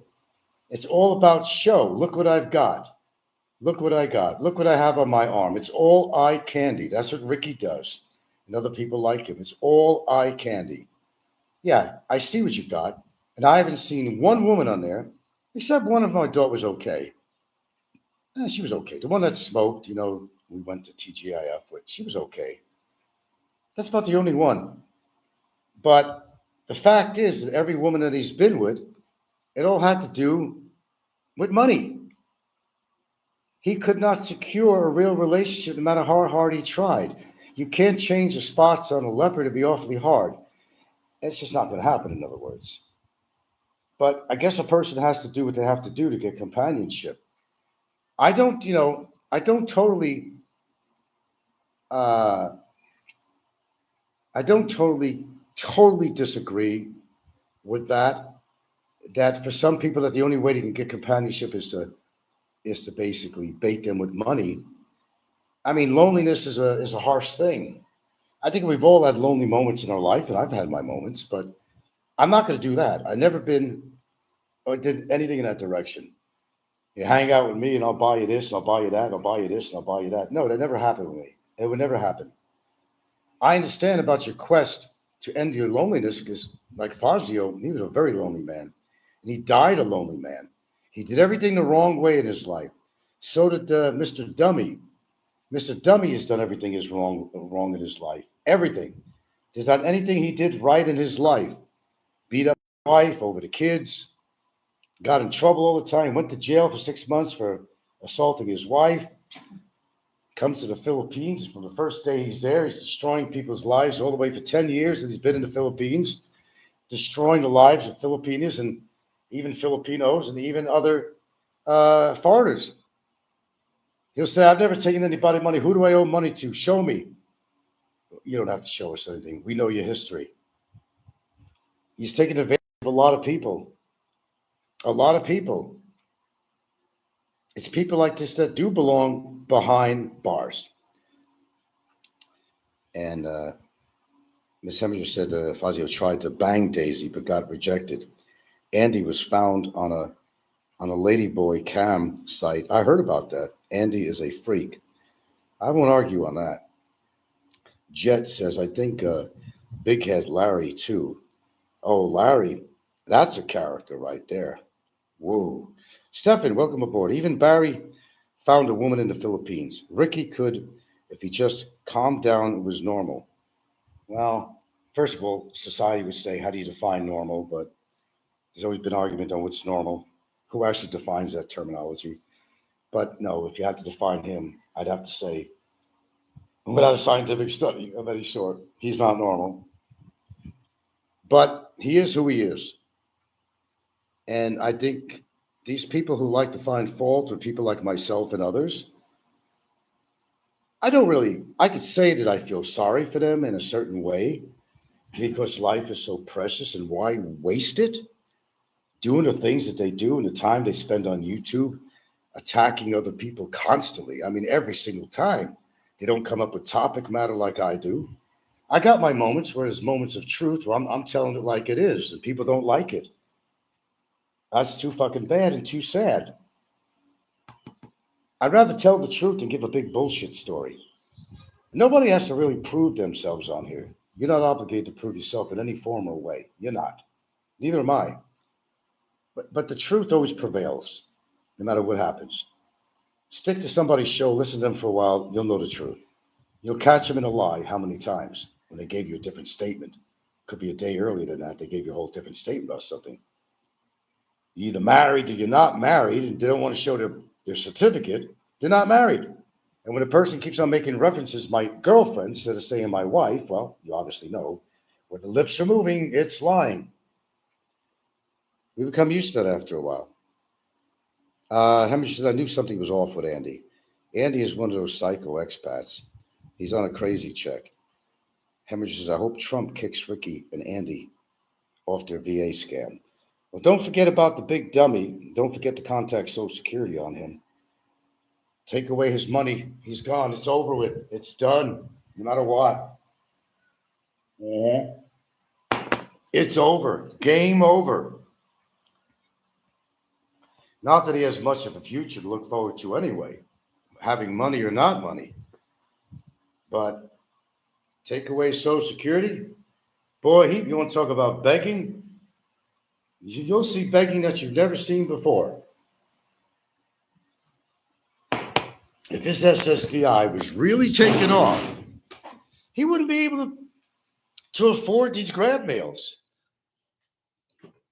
There's no fucking way. His girlfriend ain't providing all that. She's helping him with some things, but he's in a position where he refuses to admit to his girlfriend that he's getting this money because he wants to get all the freebies that he possibly can. All the freebies that he possibly can. Keeping it secret, even from his so-called girlfriend / wife. The secrets he has held from her is incredible. All the escapades since he moved into this country, if she really knew the things that he did, maybe that would be a wake-up call for her, but I seem to doubt it because for some unexplained, it's like unexplained mystery show. Unexplained mysteries. Why would a woman want to be with somebody like him? It's a mystery. There's got to be something to that, right? But I don't want to concentrate on her. She's caused enough trouble. Not my favorite person on the earth right now. Let's see.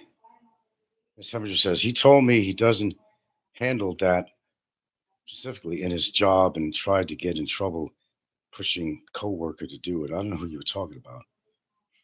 Believe me, if I could get this relative to kick Bummer off, I would, but he didn't want to do it. A relative?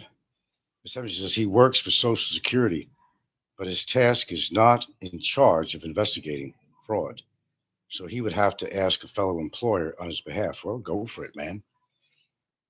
Go for broke. He deserves it.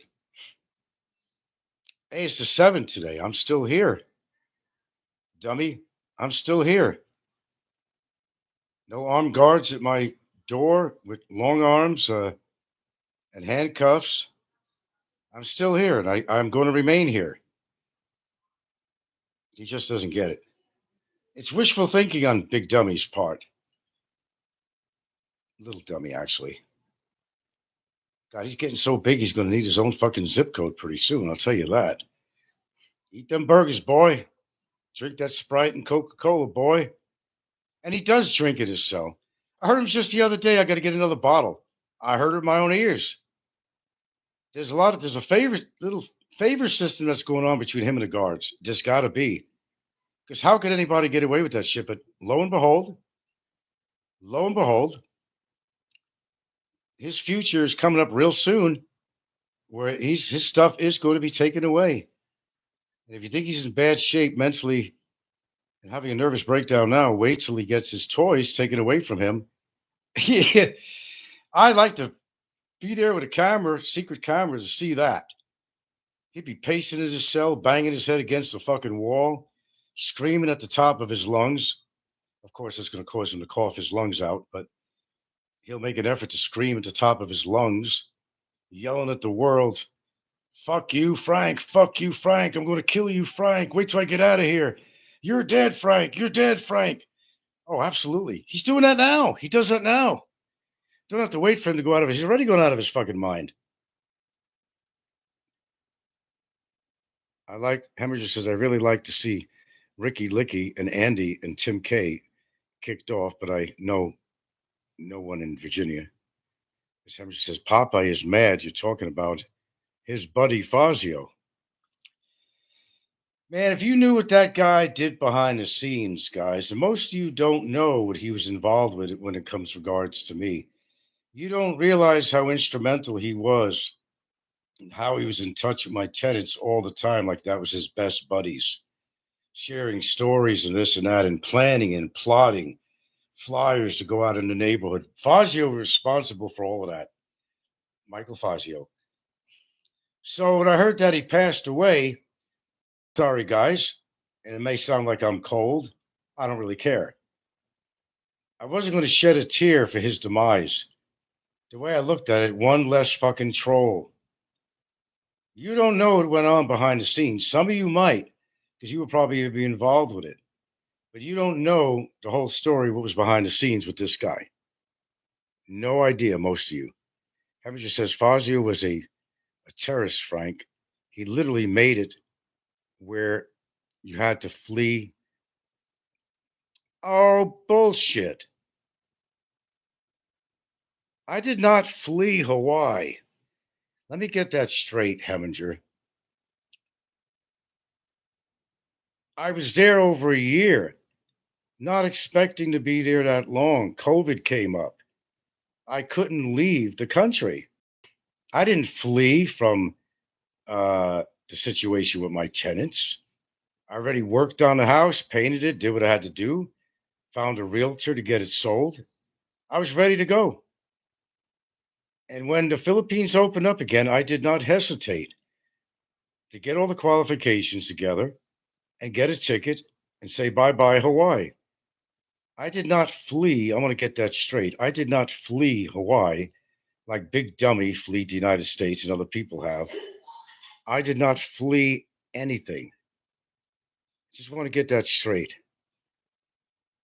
Fazio made you a fugitive due to that lawsuit.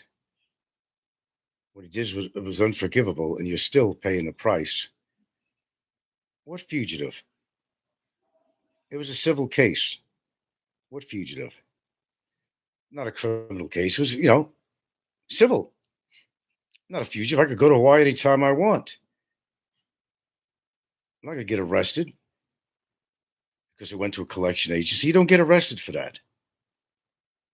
They fucking lost out because they couldn't attach themselves to my bank account. They weren't allowed to do that. So they lost. You can say, I owe this, I owe that. They ain't going to get it, and they never will.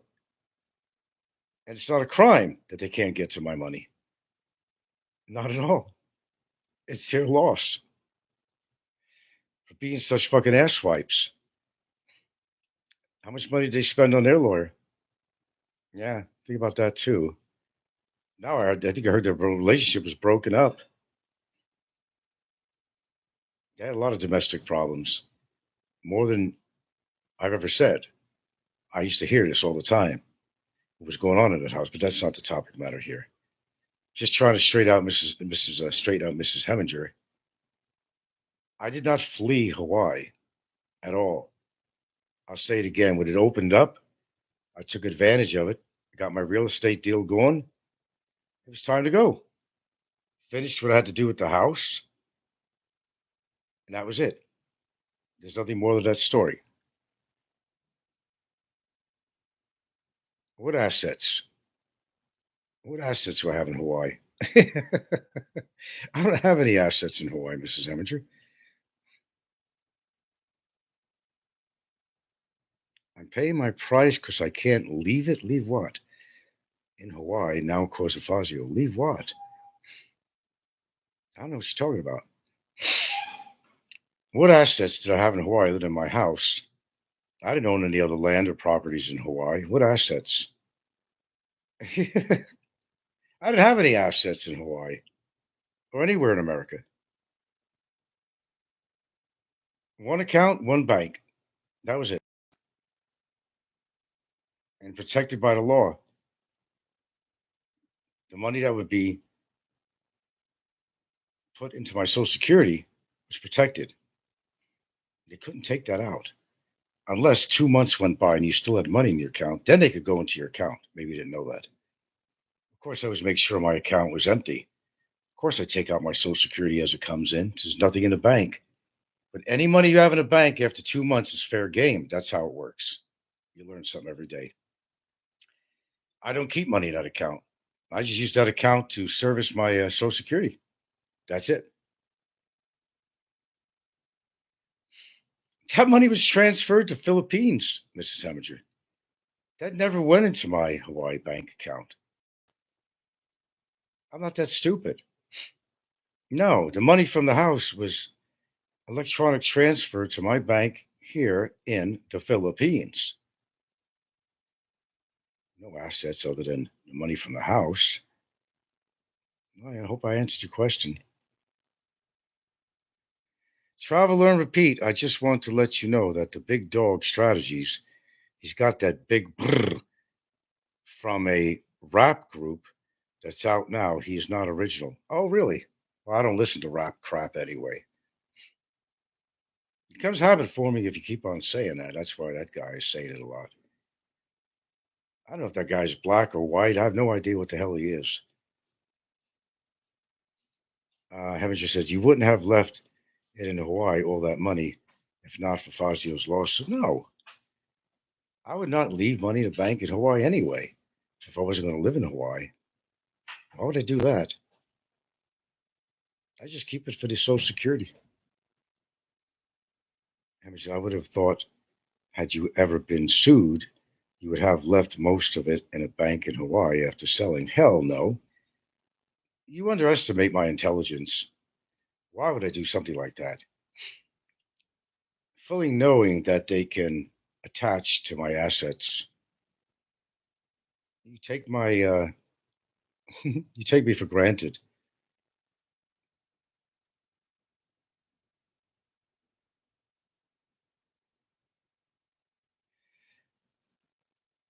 Oh, you have the IC insurance? I don't know how much you think I got from the house, but it was, it was lucrative. I wasn't going to get rich on it. That's for sure. That's what I'm saying, Frank. Because of the lawsuit, you couldn't keep it in Hawaii. Oh, yeah. It would be stupid to do that. Absolutely. I have to agree with you on that. Yeah. It would be stupid for me to leave money in a bank in Hawaii. It's a done deal for the tenants. It's done. It's over with. They'll never see a dime of my money ever. All that for nothing. All that bullshit, their strategy. Remember, I said they were pros at what they did, and I wasn't the first victim. Yeah, it cost me money. It cost me money. Not too much for the lawyer on this thing, but it cost me money because I had to fix up the place in order to sell it. They did do some damage, and I estimated about 8,000 American dollars on that. New tiles, the labor, materials, painting, replacing things, carpeting to tile. Yeah, it probably cost me around 8,000, and they had owed me 4 months' rent on top of that. So that's about 6,000. So yeah, a loss of about 14,000 if you really think about it.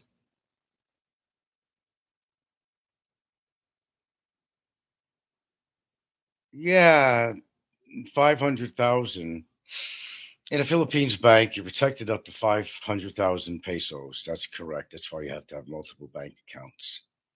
There's other ways of doing it too, but I'm not really highly technical on that. Um, I'm not rich. I'm not worried about how much money I have. We have our own bank accounts too, besides a joint account, me and her.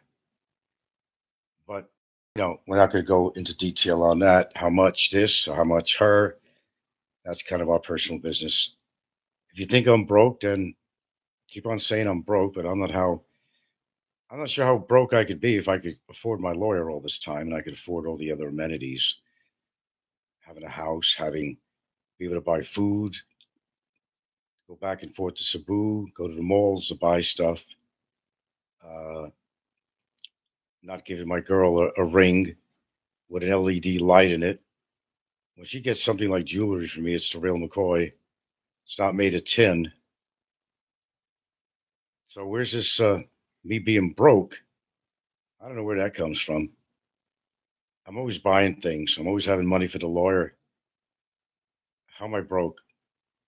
I don't know. But if you say so, you probably do. So, okay, you probably do like 50K a bank and multiple banks. Yeah, you have to do that. As Hemminger says, I'd be sweating wearing 350,000 US in one wire to a PH bank. It worked. No, it worked. Jimmy Akatu, whatever. Frisbee said he wants you to pay him 700,000 pesos for his food. I heard that. I did hear that. Pay you shit, motherfucker. Pay for his food. He's used to being on a welfare system. I'm not your welfare office. Your food is your own responsibility. It has nothing to do with me. You got yourself in that situation. You pay for your dumbass fucking food. Your highly caloric, sugary, fatty cholesterol food that made you need your own fucking zip code these days.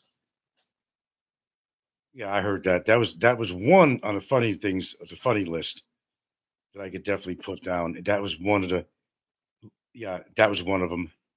I thought was hilarious. I owe him $500,000 or pesos or something like that. Yeah, right. Pigs can fly. Yeah, pay for his fucking food. No, you got other people paying for your food. He's going to collect 500,000. Good luck with that. Good luck with that. Heaven says, Frank, would you bring Fazio back for a month from the grave just so you could have some drama with him? No, I wouldn't. I'm glad he's gone. Hopefully, he's going to a better place. If there is such thing as such, he's gone. He's dead. He's irrelevant. Like everybody else will be in time. We all become irrelevant when you're dead. Haven't you said you lived rent free in Fazio's head? Because on his deathbed, the mushroom logo is on the channel. That's just sad. Dying alone with you on his mind. I know, isn't that sad? I think a lot of people like here is going to do the same thing, such as a big dummy. He lives and breathes me, that's for sure. It's sad to go to your grave like that, not knowing real love, not having real love. That's sad. And I feel really sad for these people all over the world that are living in not just hospices because they're illness, but old folks' homes where all their relatives have died and their loved ones, and they got nobody to come to visit them when other people might. Some of them might have family members that are still alive, and you're alone in there, and nobody to visit you except the staff. Who the hell wants to leave this world that way? I don't, and I want to make sure I would not leave this world that way. Have a hand to hold when your time is going. That's what it's all about. But to go out alone like these people did, yeah, that's pretty sad, man. Hemminger says, Frank, you're the only one with camaraderie on your channel. Why do people say you have no supporters? It's Popeye, Ricky, Brevis, and Raw Deal that have no camaraderie and supporters. Yeah, I agree with you on that. Look, there's a lot of people that listen to me. Like a guy says all the time, they put up their feet on the desk and they listen to my show, turn up the speakers, and because I've always have something to talk about. I'm not like fucking Robert Popeye. It does nothing with his life. From what I know, maybe he does other things with his life, but he don't talk about it. One wouldn't know. But I come to the conclusion because of the time he has in his hands to create these little skits and having to spend the time, it could be more productive than to do a simulcast with me on like he's doing right now. Is pretty sad. It's really sad. I could basically come to a conclusion that his life is not very exciting. And he just gave up the fact of ever having a woman in his life because he can't get one. I think he has health conditions. I know by his graspiness and how he just cough at the end of a sentence that he's a smoker. I'm sure he is. I'm sure he's a drinker. 'Cause we've heard him on there drunk before. You know when Popeye's drunk. You could listen to him, he's yelling at people. You know when he's drunk. He's a drinker and he's a smoker. Just a guy who criticizes me for smoking and a lot of other things and choice of women or something, but he doesn't have what I have and he never will. And that's why he's so bitter. That's why he's doing a simulcast right now. He's a bitter old man. You're sipping your latte. Well, I didn't finish my tea. I don't think I did. Hemorrhage says you're having your feet on the desk now. LOL. Don't stream too long. You'll run into bingo night for Popeye. I know. I know. I can't interfere with that. Well, anyway, I've been on here long enough. Looks like an hour and 24 minutes, and I think that's a fair amount of time to spend on here. But we had a little fun. We got some factoids out. Great show. Great show. Um, Time will tell with a lot of things that's going on in the community. Surely will. And Big Dummy's going to definitely get what's coming to him. And the unfortunate thing about him is he's so dependent on his cell phone that imagine when there weren't any cell phones, what would you do? Before there were cell phones, people adjusted, but they become so attached. We all have in one way or another, even me. It's a world of information in your hand. It is an absolute world of information. You can watch movies, you could look up things to learn, you could know current events that are going on in the world. It's a fantastic tool. I'll be the first to admit it. But when you misuse that cellular phone to do the things that the big dummy was doing, you're defeating the whole purpose of your situation. You're not helping yourself. But it's going to be unfortunate for him that he is most likely going to have it taken away for real this time. They were laughing. They said, "What's a manifestation in legal terms?" It's a written document that basically is going to give truth to some facts that are going on, what he's been doing with his phone. It's a legal form of sorts. And that'll be, of course, run over to DOJ and immigration, whatever. And they will take his phone away. And all the little frivolities, such as they won't touch his ice maker, but they'll take his fucking Xbox and shit like that. They can't own it, but they could take it away. So I encourage him. He wants to attack me some more. He's got time, a little bit of time to do it, and he will. There's nothing stopping him from that. Like he said, I'm not going to stop. This is exactly the videos and stuff that's going to be attached to that so-called manifestation. That's what they needed. That's what they got. Uh, okay. With that being said, thanks, guys. I appreciate it. I really do appreciate the dialogue and the support. And the one thing I've realized the whole time I've ever been on YouTube, I've always had support from a lot of people. People always love listening to my shows because I'm real. I kind of tell it like it is, and that's what you should do. I'm an East Coast person, especially a New Yorker. That's who we are. I'm very proud of it. Speak what's on your mind. Don't bullshit people. Just tell the truth. Truth hurts a lot of people. People are very sensitive about the truth. And people fear people knowing things about them. When the truth comes out, they truly get their feelings hurt. I mean, truly get their feelings hurt. Then they fight back at you for telling some kind of a truism, as I call it. They don't want to hear the truth about themselves. And that's why they go on the offense.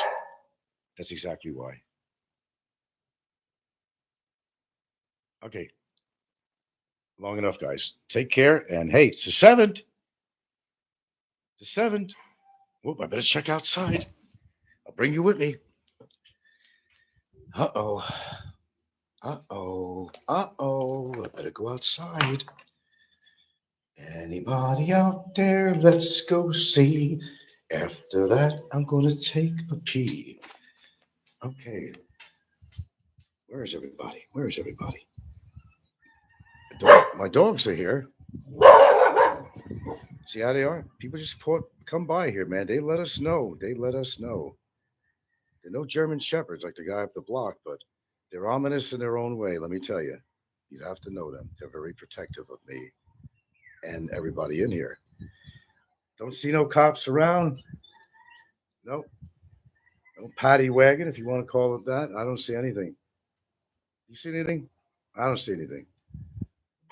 It's another day in paradise. Yeah, I hear that. Okay, good. Take care, guys, really. And I mean that. Take care. No matter who you are. except for that one big dummy.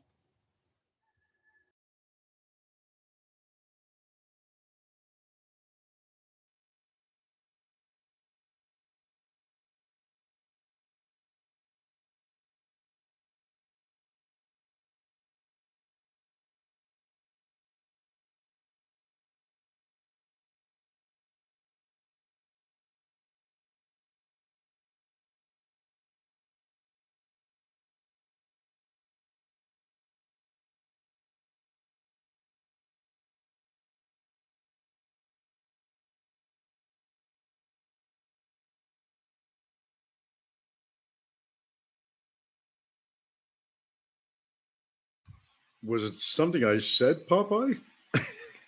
Tell me how you really feel. Oh my God. I've been listening to the past 20 minutes. How long has his soliloquy been since he simulcast my show? It's funny as shit. I think I hit a nerve.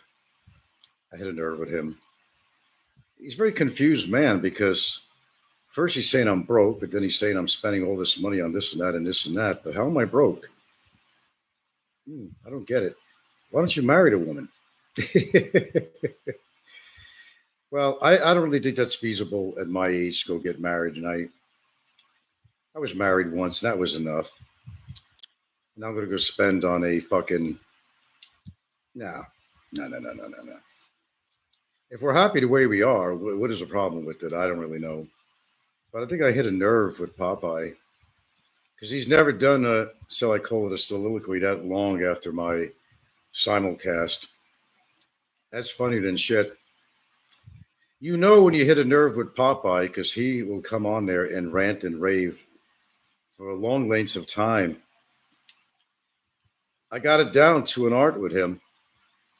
Mentioned him once in my show and he goes berserk. Did I lie about anything about Popeye? No. He hasn't been laid in decades. Guess I hurt his feelings. Sorry, Bob. I didn't mean to hurt your feelings.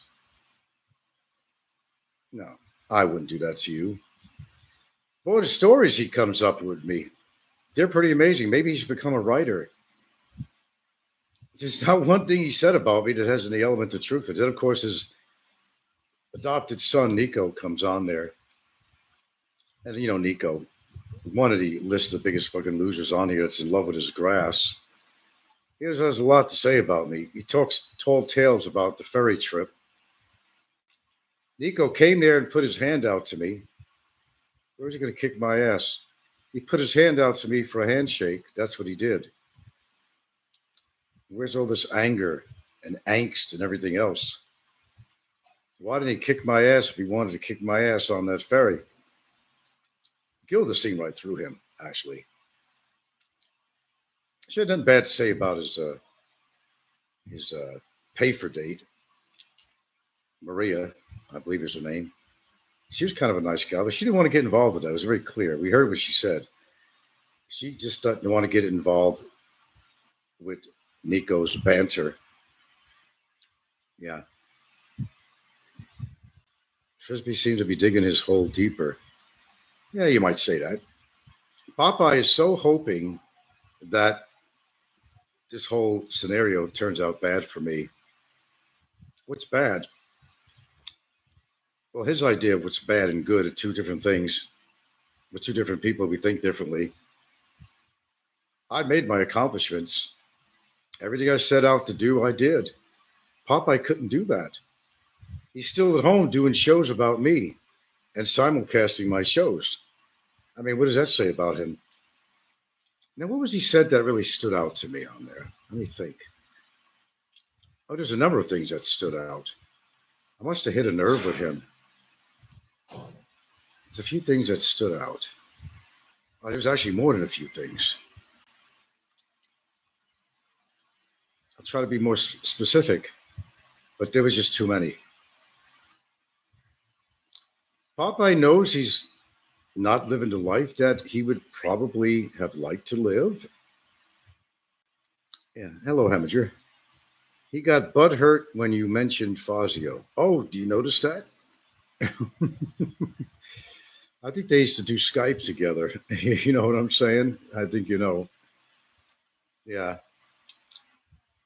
Would I be surprised? No, I would never be surprised. He's got to get his action somehow, Poopeye. Oh yeah, you come in this state, I'm going to take care of you. You and your mobility scooter?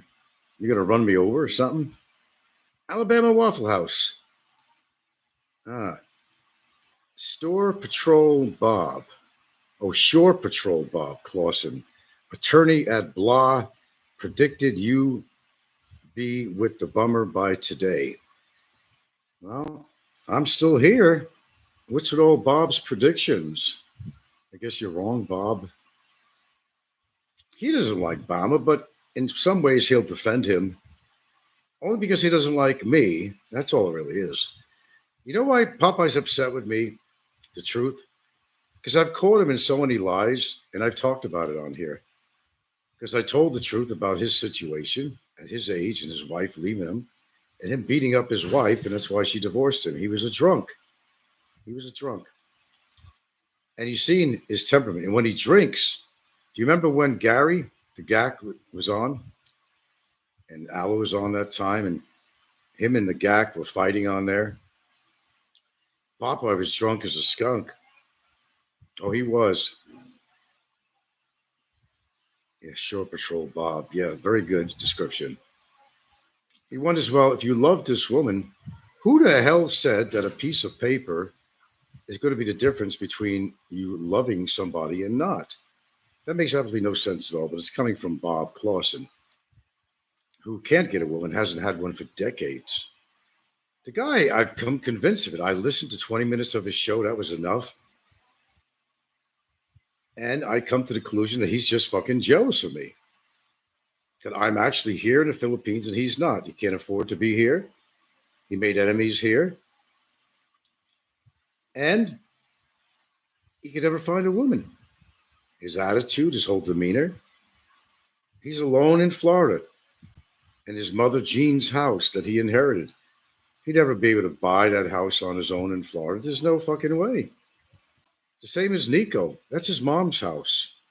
He pretends that it's his, but he gets really perturbed if that one bush, flower bush that she loves so much, she gets really disturbed. She gets really perturbed when he's not taking care of it or something happens to a branch.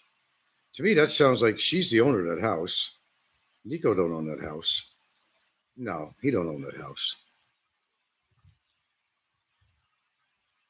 Bob Clausen's property, a used ill rascal. Miss Evans, your Popeye was calling you a pedo. He always does. You know, he said it himself. That's what a coward he really is. That's the mark of a coward. He said, I could say these things about you because I'm like umpteen thousand miles away from you. And I could say, and I'm behind a protective screen of my computer or my phone. He said it himself. Very well put, because that's the truth. He figures he could dish out all he wants about me. He seems to know my whole history. He doesn't know shit except what I talk about on here. I spent 8 years in college. No, I've had a combined about 6.5 to 7, somewhere around there. I do have a degree. Okay. What did he accomplish? Shit, I've been published. And he's never even been well traveled across the United States. He's been on a ship, might have went a couple of places. Then his career was being a security guard. Then he worked in a Walgreens for how many years? Yeah. No, not Walgreens. Excuse me. Walmart. He was a Walmart greeter. Then he got an opportunity to join the Pox department. The Pox department that he used to down me. And you all heard that, right? He used to down me for working at the Parks department. Mine was city, his was county. And it blew me away when I found out that he worked for the Parks department, that he was knocking me, saying it was a low-level job and it was this and that and this and that and picking up condoms and everything else. But guess what? He worked for the Parks department. Got to say it the Boston way. The Parks. He's telling me, you're not a New Yorker. Oh, okay. Better tell my mom and dad that. I'm as New York as you could possibly get. Let's see. Clint Aston, Licky Ricky doing a live stream in 30 minutes called Let's Find Big Brrrr. Oh boy. The fucking losers we have out here is just phenomenal. I love to listen to them talk, and they're talking shit about me, completely the opposite of who I am and what I've done and everything else. These people can't make the accomplishments I have. They'll never find a quality woman like I did. It'll never happen. They'll never be able to own a house like I do. And yes, I do own it actually. When you think about it, it is a 60-40 thing, but I've also got a 25-year lease and I got some other paper. I could turn around and sell this house anytime I want. I'm not going to do that. Of course, it is going to take. I do have a say in it. If I wanted to sell the house, we can make that happen. That's not the why I bought the house. I bought the house for her future, something that these people can't provide for a woman. I did it for her future. There's nothing wrong with that. Nobody's an ATM machine. I'm certainly not. Okay, Heminger. Frank, are you the Donald Trump Bentine with multiple towers across Bentine? No, I'm not. I say it like it is. I don't have to exaggerate and use all this hyperbole that he used on his show. He would never call me a pedo to my face, and that's a fact. He would never. I remember when Aloe and other people were saying of being here, he ran and he hid for extended periods of time. He did not come on YouTube. That's a fact.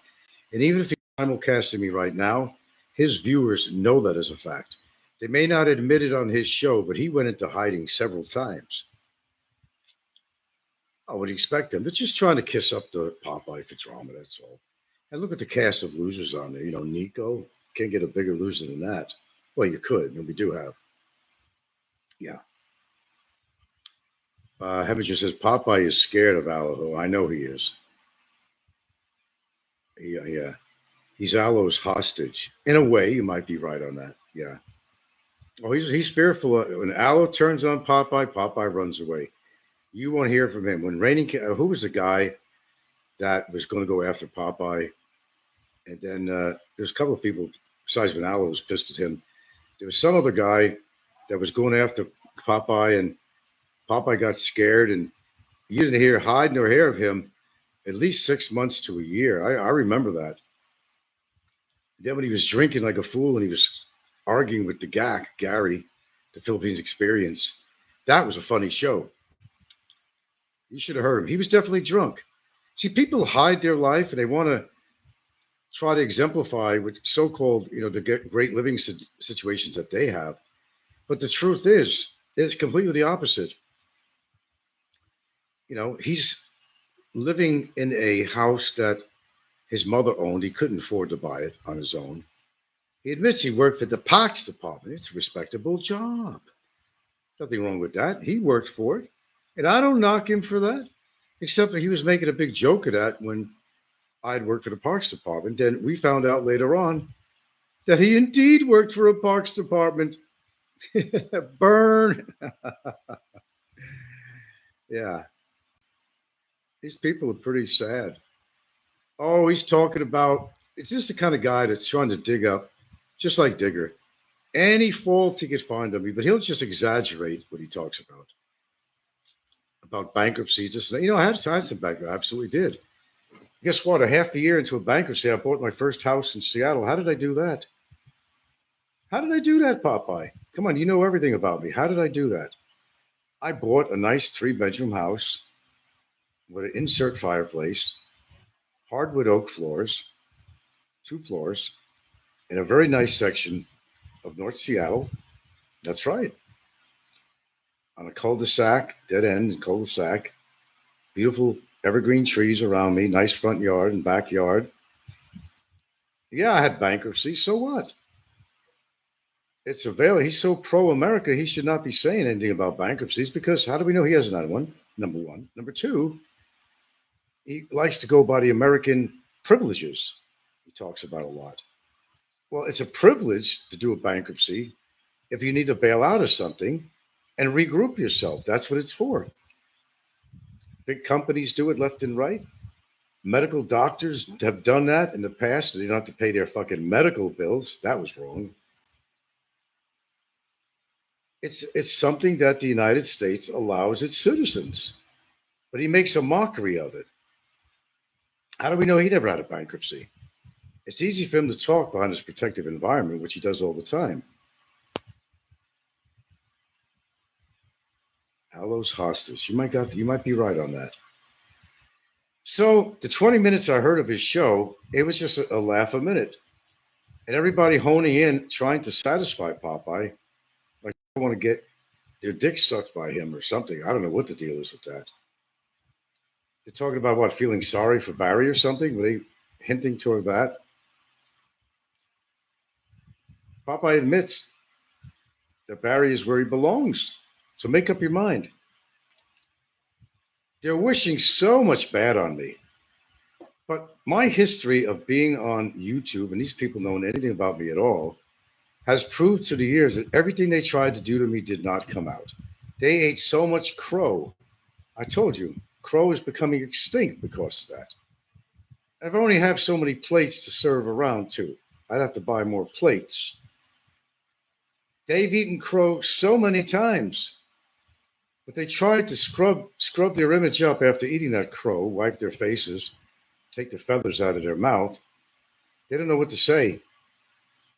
I've seen a few of Popeye's shows recently where his little soliloquy at the end, he didn't have much to say because what I had to say on my show was very real. It was true. It pointed out things that were actually factual. And he didn't have much to say to that, but I hit a nerve. I hit a nerve. I hit a nerve with Popeye.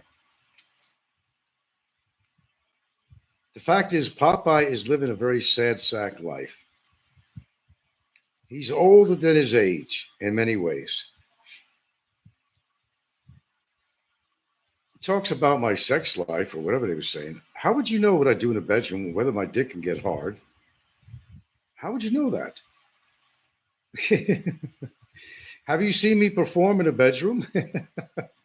Big experts on every facet of my life, financially, sexually, everything. They know everything. Or they think they do anyway. And I'm sitting here, and Gilda's just laughing my ass off. Well, not really laughing my ass off, but, we're both snickering. Oh, man, Viking son. Nobody wins on me here. No matter what happens, there's always a rainbow at the end, as proven the past 10 years.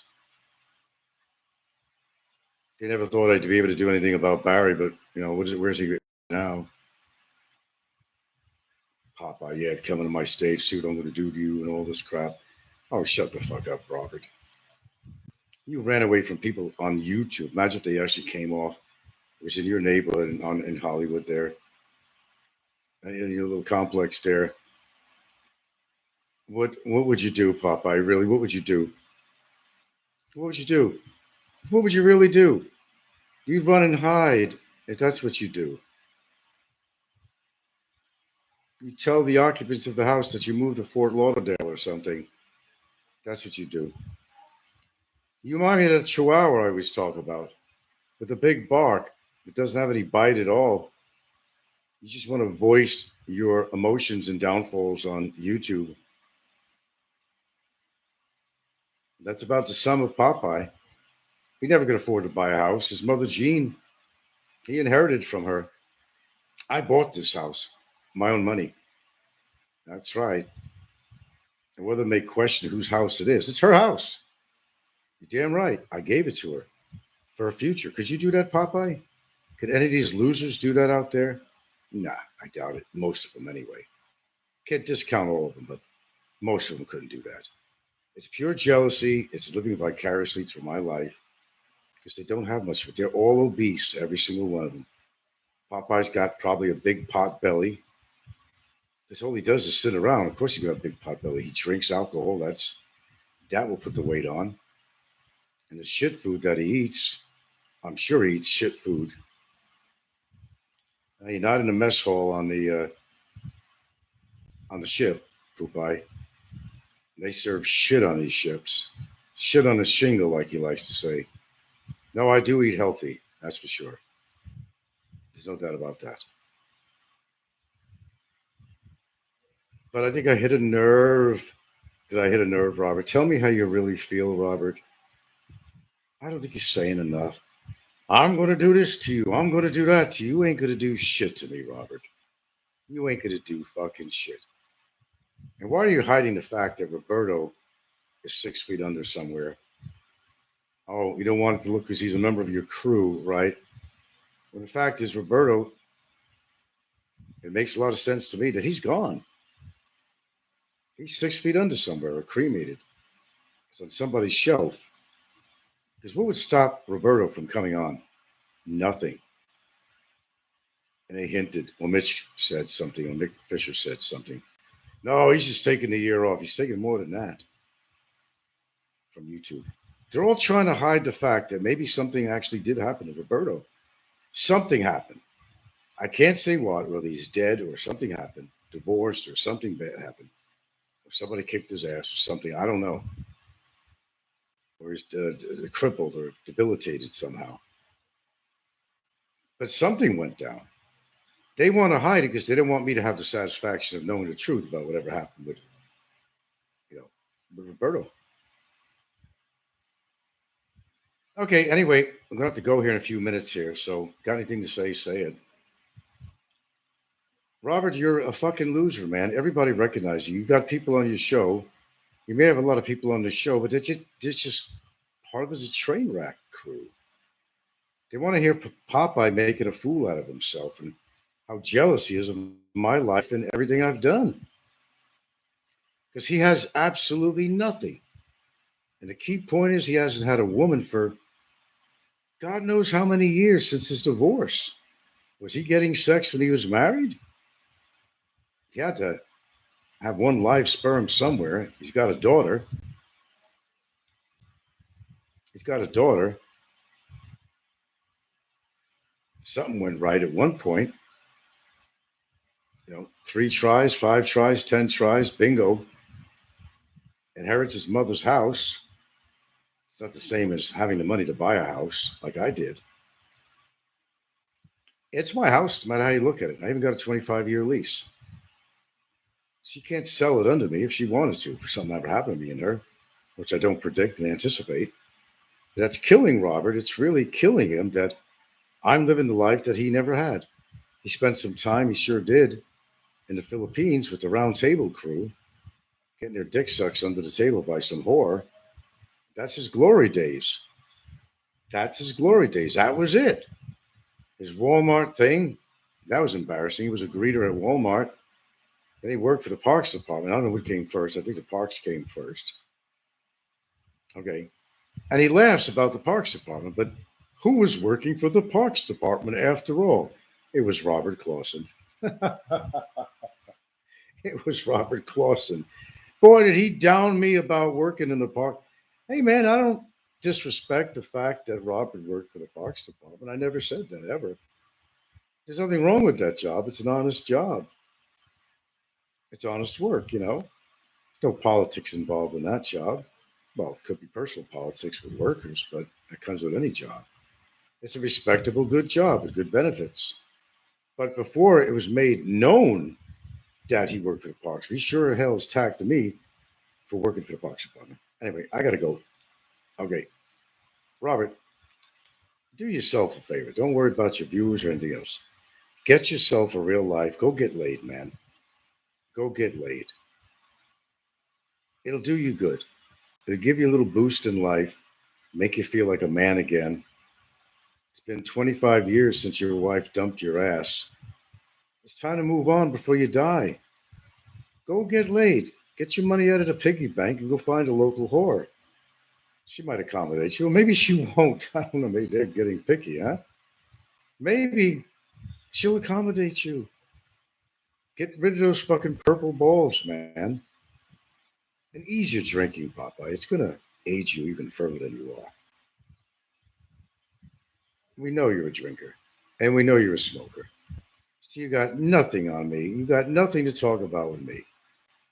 Get your own woman. You can't have mine. Get your own woman. A grandma, huh? He would call her a grandma. He'd be lucky to get somebody his age in America.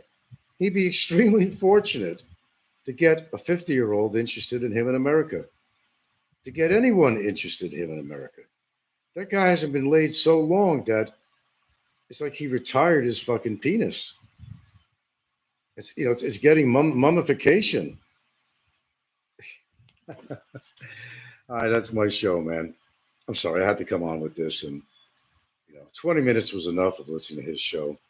It was the same over anyway. The same losers cheering him on. What a great guy he is. And Nico. God, Nico. Nico, man, you can't afford to talk about anything. I mean, you truly, truly cannot talk about anything.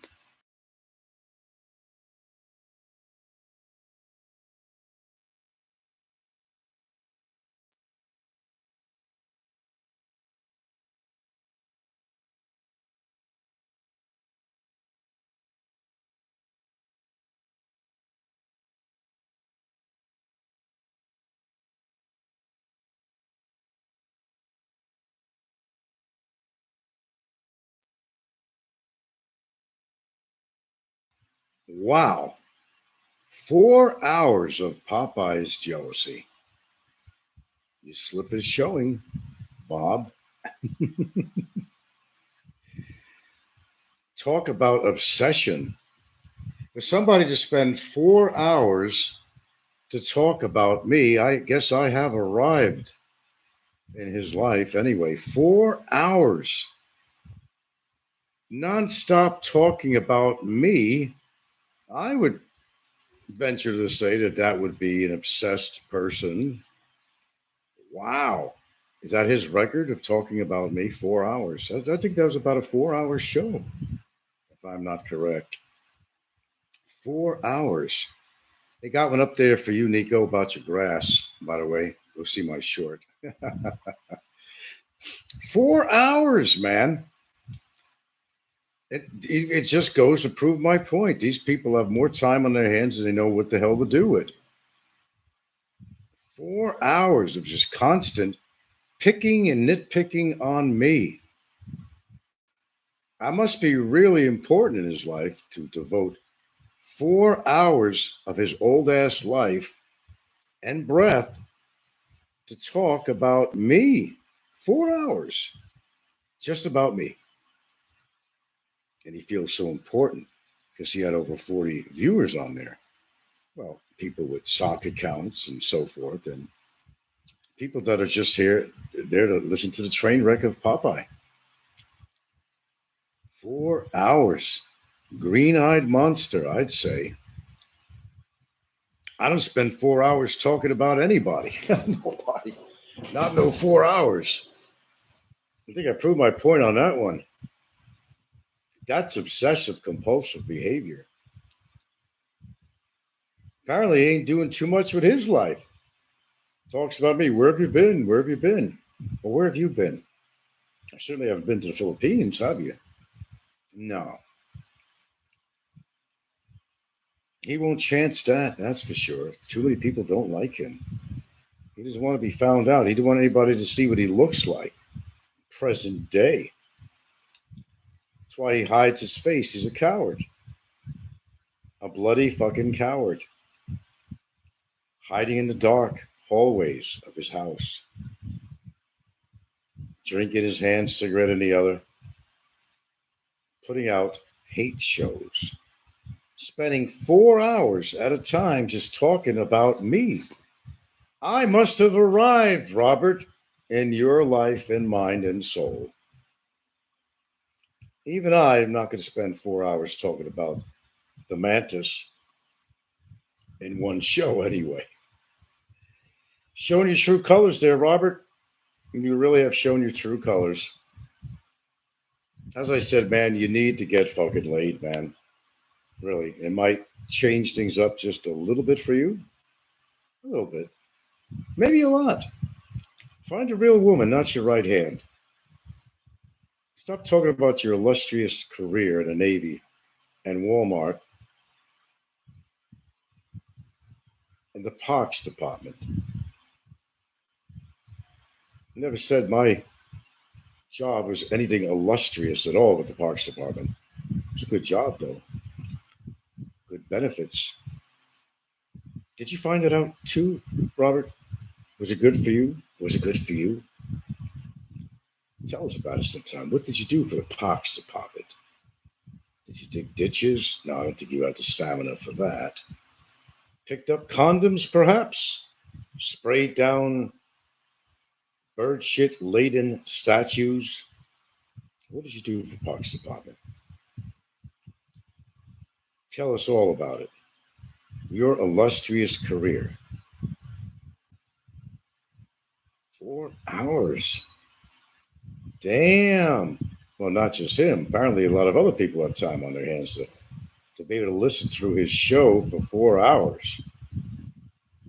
Just goes to show you. Papa, you need to get a life. Get out of that bingo parlor. This is not Days of Our Lives. Television drama show. It's about time you come into real life. But I guess I'm doing you a service of some sort. Give you something to do, perhaps. Is that what it really is? I like to be of service. Warms my heart. But I think he's just a little bit too obsessed about me. As I said, find a woman. Find a woman, Popeye. That might solve a lot of your problems. Get rid of those blue balls, if you have any at all. Unless you're a fucking eunuch, I wouldn't be surprised. Find a woman. Why haven't you even tried? You got this personality disorder. Is that what it is? I could understand. But I really apologize. I have to apologize, Robert. I hit a nerve with him. That's when you really get him worked up. It's really easy to get Robert worked up. It doesn't take much, and you know he's going to do a show or simulcast my show. It's so easy to get him going. So easy. See his shrink about your obsession, but you might want to consider real flesh, a real woman, a real experience with a woman, not your right hand. It may do wonders for you, sir. It may help your obsession with me. Perhaps. Perhaps.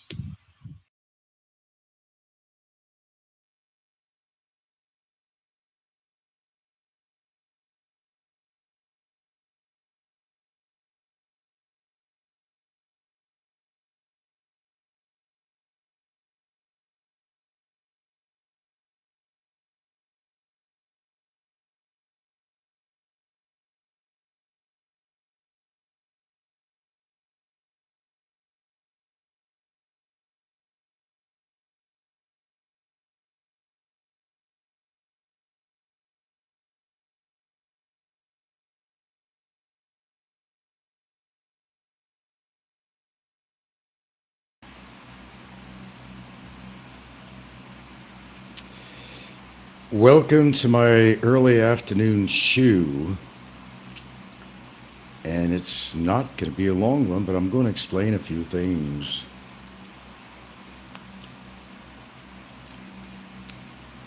And I know this is not the ideal time to come on. However, we're right here. Okay, going to spit it out. The longer little Sputnik it doesn't have an attorney, the longer he's going to be incarcerated, because there's not going to be no trial date set until he actually has an attorney representing him, whether it's a PAO or a private attorney or anything like that. So he likes his accommodations, so that kind of works out pretty well. He just have to stay longer. Now, he doesn't want to face the trial. We all know that.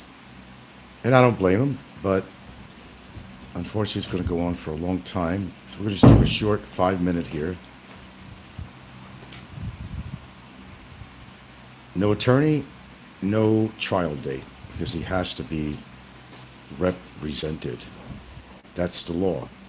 And whether he gets a PAO or a private, and how long that takes to do so, and then everything else, filing a motion for this and that, and blah, blah, blah, that all takes time. It's the way the system works out here. I think it's probably the same in the USA. You got to be represented, or they appoint you to one. But I guess that's the way they do it here. You get a kind of a public attorney to defend you. But so far, in his case, 2 supposedly legitimate lawyers have backed down and backed out of his case. So, with that being said, it's not a good sign that attorneys are backing out of his case, because he's like a wild animal and they can't control him or his speech or his defiance against their wishes and I won't say orders, but their advice. And that's what you've got attorneys for, to give you advice. Otherwise, what's the purpose of having an attorney? There is none. But like I said, if he enjoys his free accommodations that he's indicated, at the same time he's bitching and whining, well, he's got to make up his mind. Is he enjoying the status quo, or does he want something to happen to get out of there? Which I'm just really not seeing in the foreseeable future.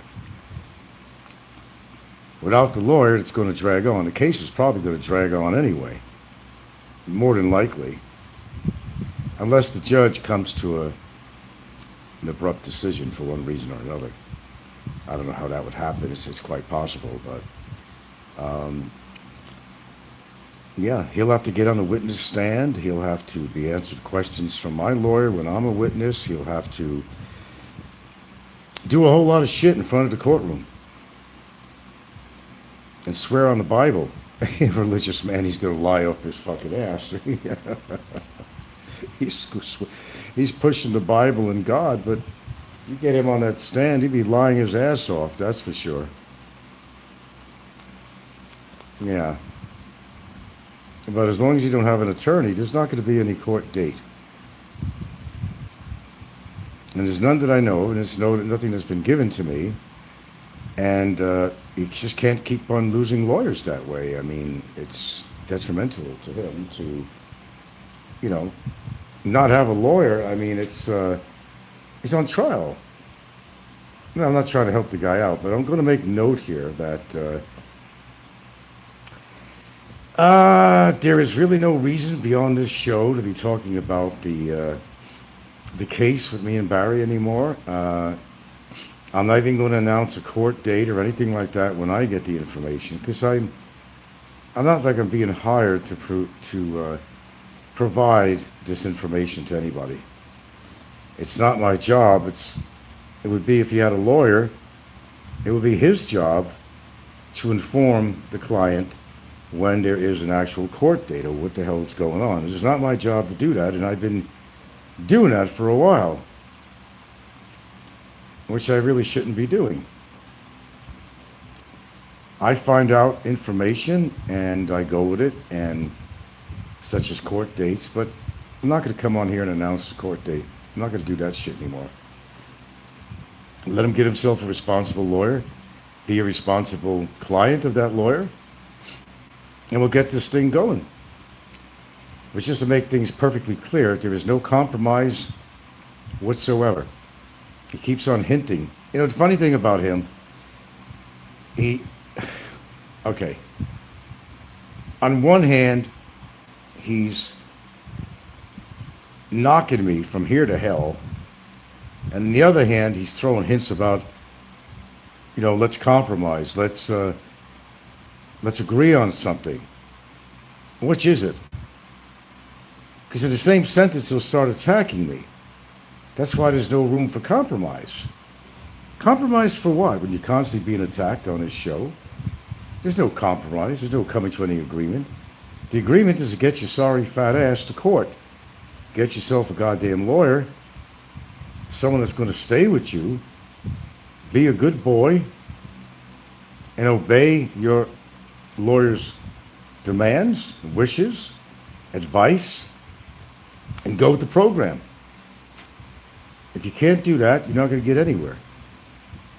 You're already going on your 23rd month, this month, of being incarcerated. How much more do you want? I mean, that doesn't bother me. as long as I'm not in the same position, which I don't think that's going to happen. But hello, Alabama Waffle House. Bob Clausen is flying in from Florida to represent Bummer. Yeah, I can see him doing that. Right. Bob Clausen's not going to get on an airplane and go anywhere.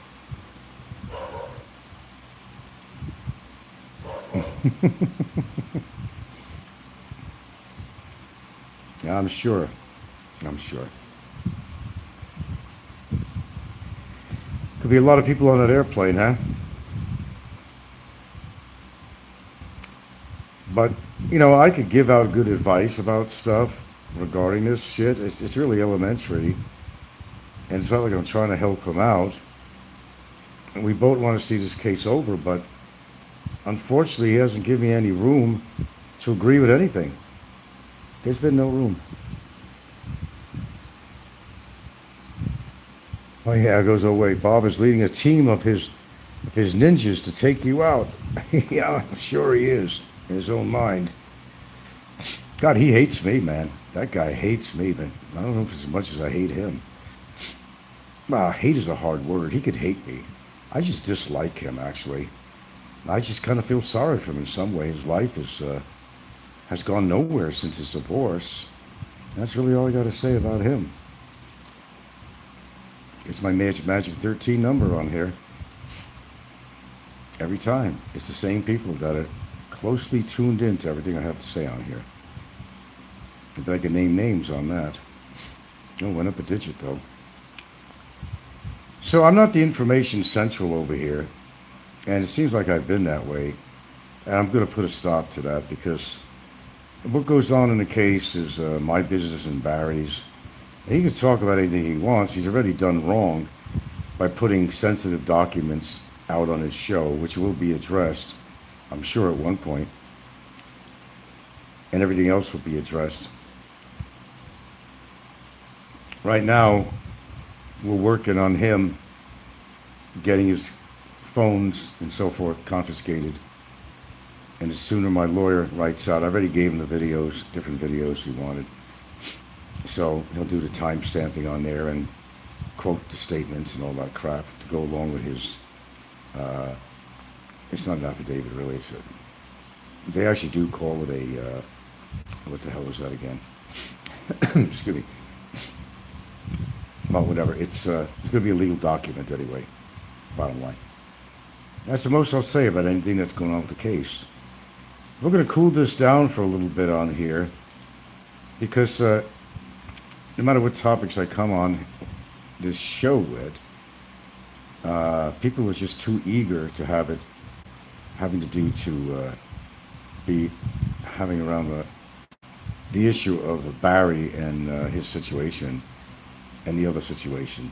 So I think since this is not a courtroom on YouTube, it should be held in a courtroom, a real courtroom. We've got all these armchair warriors out there seeming to share all kinds of information that is just not true. I don't see what their degrees are. I could ask them to show me your degree. Show me yours before I show you mine. PH Prepper. Well, to be fair, this is interesting to follow.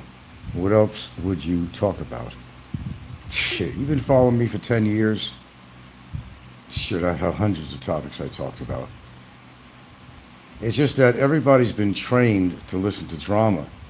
And when they don't hear drama, there's a lot of good YouTubers out there. You don't have to listen to my channel. There's a lot of good YouTubers out there that really provide a good service. They're expats living in this country who's experiencing different things. Some of them are fortunate enough to be able to travel all the time and go different places and see things and experience what they've seen and give suggestions where to go. There's people who talk about the culture. There's people who talk about sights to see in all the different places on over 7,000 islands. There's a lot of good topic matter going out there. If you're interested in real estate and renting apartments or buying, you know, you could always listen to Amazing Philippines, you know. Or you could be on a lower level and listen to the big Brrrr if you want to listen to him. So, yeah. not spiritual prepper.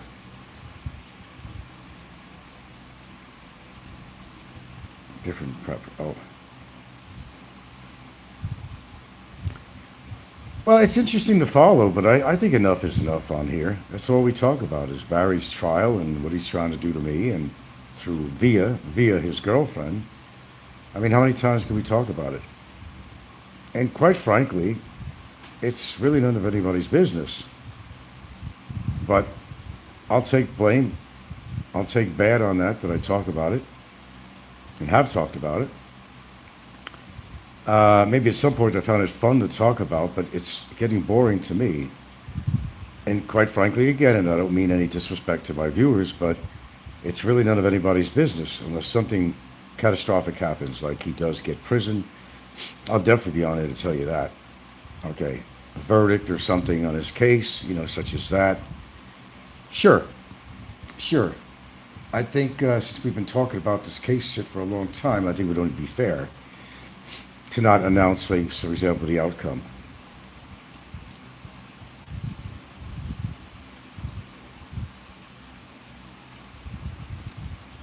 But if that's all you're looking for is drama, and then you're coming to the wrong channel now or in the future. I don't know if I'm even doing the next show, to be honest with you. And although you've heard that 50,000 times, I'm really at that point where I need to take care of me, myself. And of course, kind of get the rest of the family to ease up on their phones a little bit too. It's unfortunately that social media has taken over families, and there's not one of us you don't see sitting around with our phone in our hand, including my girlfriend. It's common with this society to have a cell phone and look up things and communicate. It's a great device if you use it for the right purposes. Yeah, it's a great device.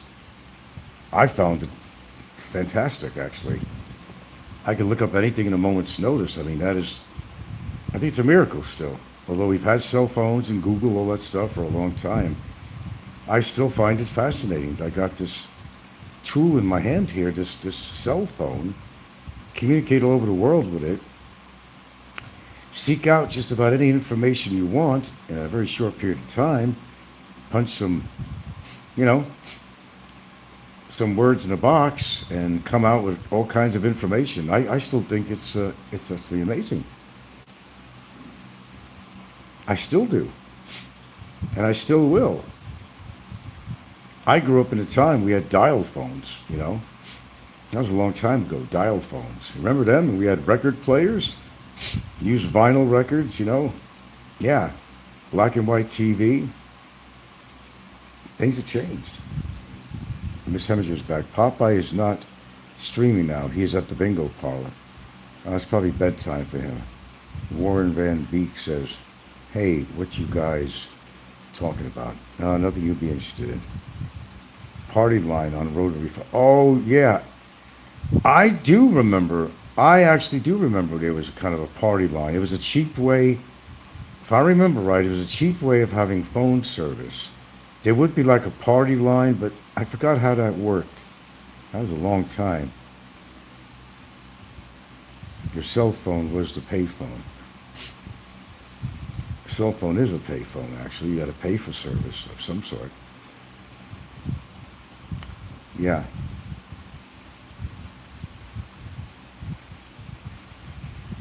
Well, Mr. Beek, Warren Van Beek.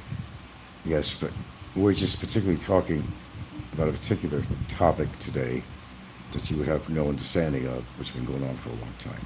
So, I appreciate your presence here. So I think I'm going to leave it at that, where, any information pertaining to any legalities should be kept as such on the other side of the phone here. And it is not my job to be the ace reporter here in regard to legal matters on here. My lawyers, more contemporary times, have not really been, pushing me against going on the cell phone and they're pretty lax on that lately. But I'm going to go with my own instinct and kind of keep things low profile in regards to any legal matters because, quite frankly, unless something amazing happens or something, then maybe I'll talk about it. Case comes to a close or something, or gets his verdict of how many years he's going to spend in prison or whatever. That would be worth talking about. But the fact is, I do. My bad, but I do spend too much time on this phone. And not that I say I'm not having fun doing it. I'd be lying if I said I'm not having fun putting a mirror in front of people like the Cockroach and Popeye and Nico and people like that. It's fun, but it gets old like anything else. Most of the time, as I said, I use this cell phone. I'm actually looking at quality YouTube material on here. I look up everything from musicians to everything from environmental things to science and you name it. Medical things all the time. Medicines, supplements, which sometimes I've got to keep updated what's going on in the world outside of the Philippines and what's going on in the world inside of the Philippines. And sometimes I listen to some quality shows, like I said earlier. That's the way I like to keep it. Let's see here. You could write a letter, you could write a better drama when the whole Warren and Fazio cat. Heminger says, was life better before the internet and cell phones, or do you think life seemed better after that? Good question. I get plenty of magnesium. Good question, actually. Was life better before the internet? I think in general life was better for everyone because people socialized one-to-one and it wasn't some assholes hiding behind their phone calling people names and shit.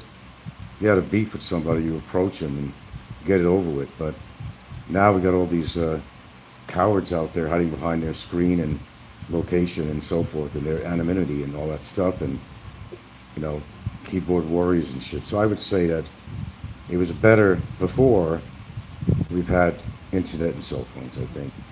But for convenience, it's a different story. For convenience, I'm all for it. But for socialization, one-to-one is better because our kids are growing up, not really going out to do activities. They should have been socializing with other kids. They're all on their phones. But as far as the information highway is concerned, I think it's great. So, you see, I'm more like 50-50 on it. If you watch movies before the internet, it seemed like people were different. Yeah, I would think so, yeah. Even the politicians use the internet just for showmanship, yeah. But everything has become a money society. I mean, it always has been a money society. I mean, when was it never? But more so now because people can't come on and put a YouTube channel on unless there was a dollar sign attached to it somewhere. I've gone most of my so-called career on YouTube without monetization, mostly. And I managed to do that the best of the 10 years. I've only been on monetization a couple of times. And either I screwed something up and got my channel taken down or I made a mistake. Instead of hiding the channel, I deleted it. I've done both. So it's a more hassle than it's worth because if you're going to play by the rules, you got to report your income here. Even though the shithead cockroach thinks that, this is just an American platform. It's not. If you're staying or residing in the Philippines, you're making money, you're supposed to report that shit, such as your income from YouTube and so forth. It's a BIR. Brrrr, you got to report it to Brrrr. Warren Beak says, the damage caused by the internet is hitting the fan with acknowledgement of its benefits. I'm going to scroll down and read your comments again. It has damaged our ability to connect and make meaningful relationships. Well, you absolutely hit the nail on the head with that.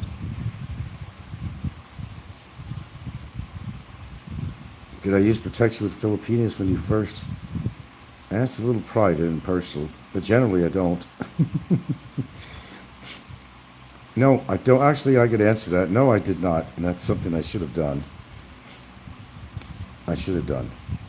But I have a, well, everybody has a routine or a technique to avoid pregnancy, but, you know,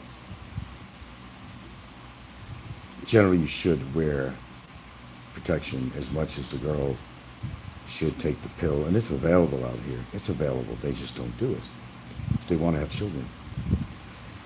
Hey, Tony Anthony's back. This is how I know what Frank said is true regarding Bummer's attorney situation. Barry falls off the face of YouTube for a few days, trying to come up with a story explaining what really happened or to deny it. That's right, I seen him when he said, I'll come back and explain what's going on. I remember that statement from him, Anthony. I do remember that just recently. So he's trying to come up with some bullshit lie again as to what's going on. The fact is, I'm telling you what's going on because I got it from my attorney, because my attorney needed to know this stuff. My attorney told me that his new lawyer dropped out of his case, is not being represented by him. I have no reason to lie about that. None. That's what's going on. They don't want him as a client. And I can understand why. How much he says I was laughing when Big Kevin said the hookers demanded protection. He's like, what the fuck? I haven't used one in 30 years. Because he has that sex in 30 years, probably. I hate using protection, but it's not worth the risk. Yeah, well, I'm with one woman. I'm not worried about, you know, getting a disease or something. So I'm not running around with different women, you know. I'm not running around with different women, so I'm not concerned.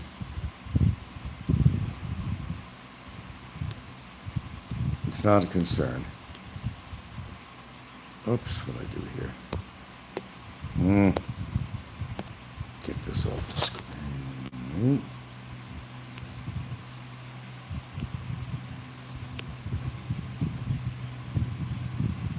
Okay, here we go. What did I do? Laura Dent. Who's Laura Dent? Okay.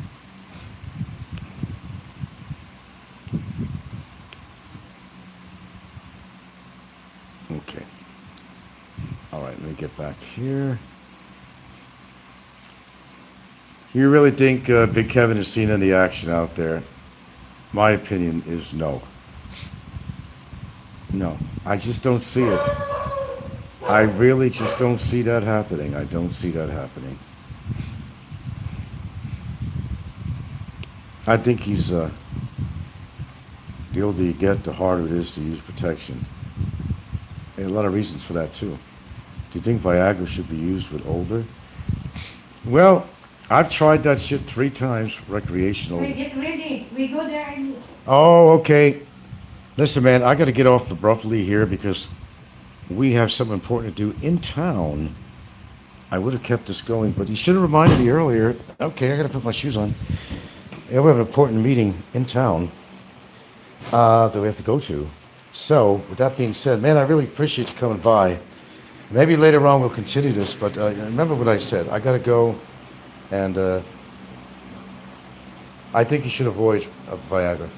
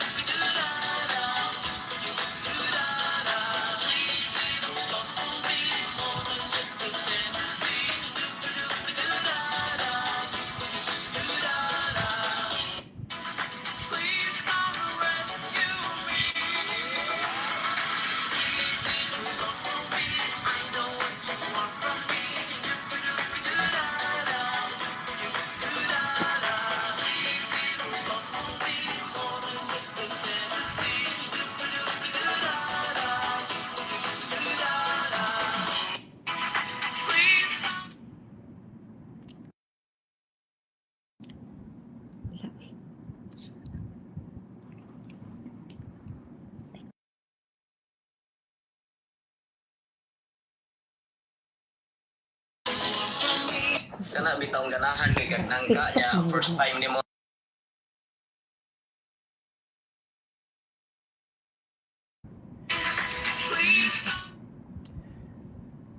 Good evening.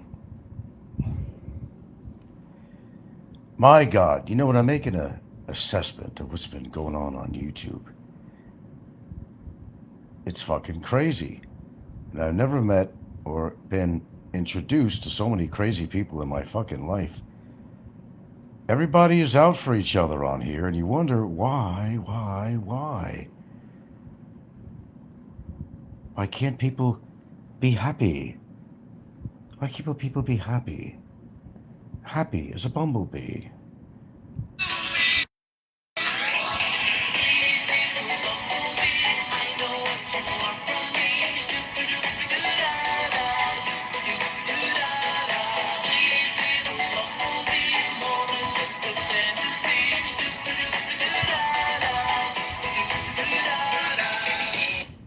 Okay, enough of that corny shit. You know, this community at large, and how many years has it been? I've seen so many people that are adverse to each other. And you scratch your head and you wonder why. Now, besides the obvious thoughts that I've expressed on here that people have a little bit too much time on their hands, I think it goes a little bit deeper than that. And how does it seem possible that in one generalized community, there's so many whack jobs on here? Is it by accident? I don't really know. But people are very adverse to each other on YouTube in this community. Everybody trying to find a reason to find fault with somebody.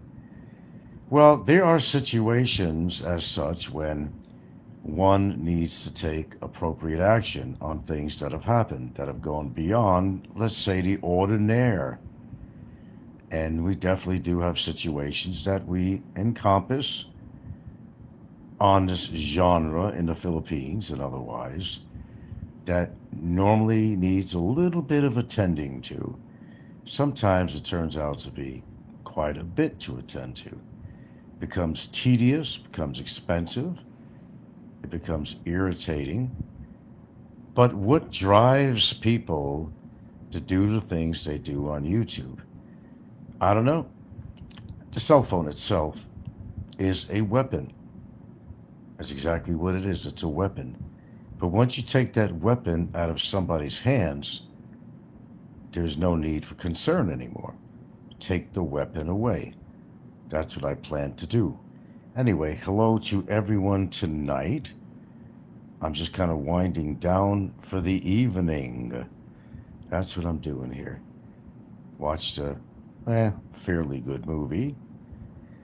Time to kick back and relax for the evening. I've had a pleasant day today, as I did yesterday and the day before. And it's really a marvelous life when I think about it.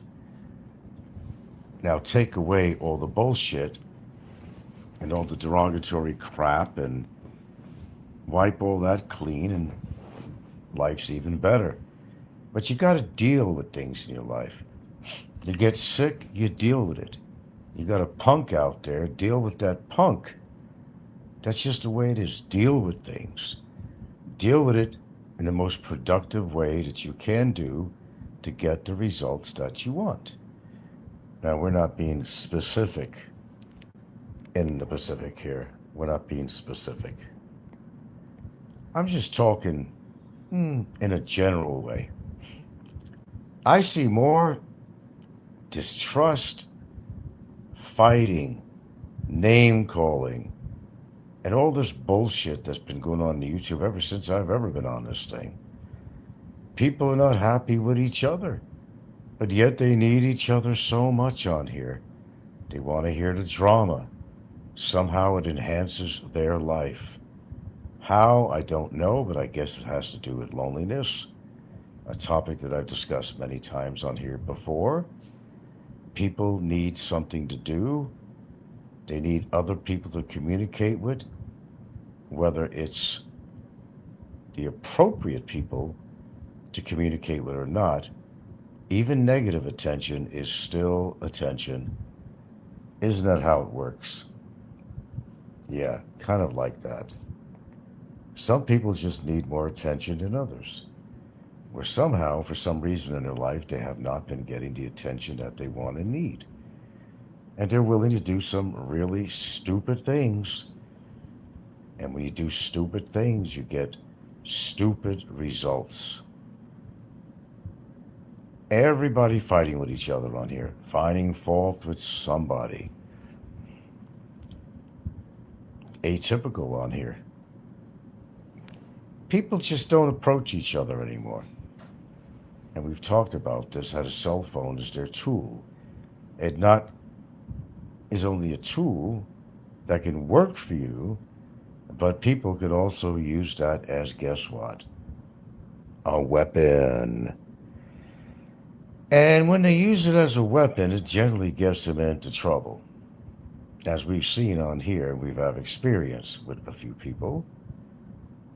And it's just kind of rinse and repeat type situation is what gets them into actual trouble. Some people learn from their mistakes, and some people have to repeat their mistakes over and over again, expecting something different to happen down the line somewhere, but it just never works that way. Anyway, I don't have a lot to say here. Just expressing my thoughts on how volatile this community really is. And it makes people not want to do any shows on here anymore. And there's been a number of people in the past that have no longer been doing shows on YouTube because it stopped becoming fun and it stopped becoming productive. You got people that don't even understand who the hell they are. You got Philippines, Philly in the Philippines who thinks he's a fucking pirate. You got Ricky that thinks he's a ladies' wonder. You got the idiot in jail that repeats the same mistakes over and over again. He's never going to see his freedom. We got an ex-sailor man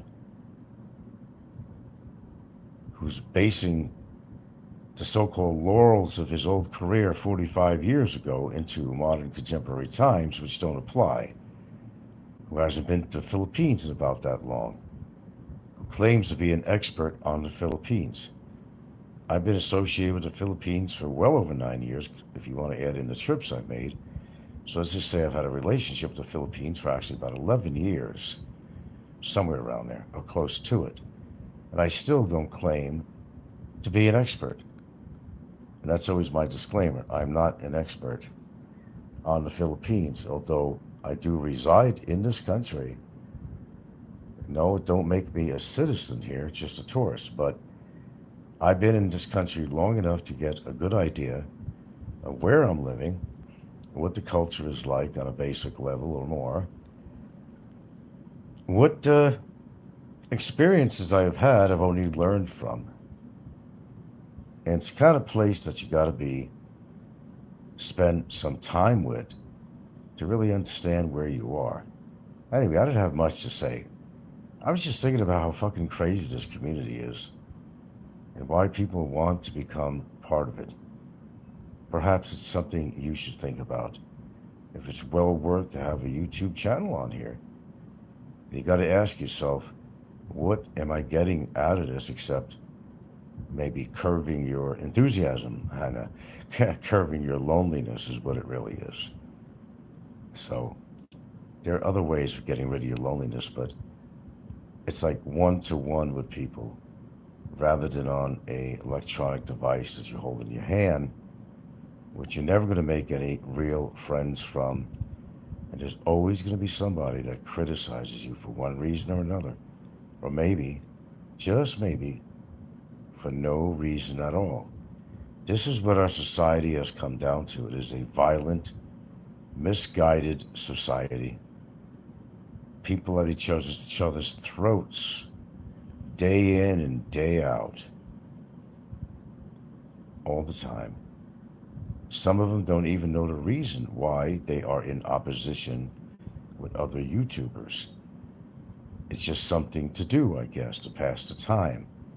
When you're lonely, Remember, even negative attention is still attention, and people will try to get the attention any way they can. It's a shame that our society has actually come to that.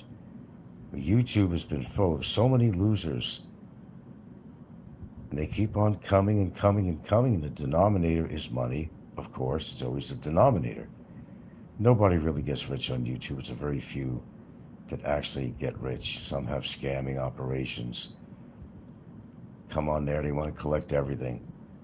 AdSense, super thanks, buy me a coffee, super chat, PayPal, Maya, Gcash. It's all about the mighty peso or mighty dollar. And most of them waste a lot of their time trying to just rub a few coins together on their shows. And then they get attacked, and then you got to think, is it worthwhile having a YouTube channel? And most of the time, it's really not. Of course, we have some shut-ins, people with physical disabilities that can't go out in the real world and be around real people. A lot of that around. They could be brave behind their camera or laptop. Like a masquerade, everybody puts a mask on to hide who they really are. The gestures, the clowns, with a painted smile on a face, when indeed they are crying inside. Welcome to the world of social media. A three-ring circus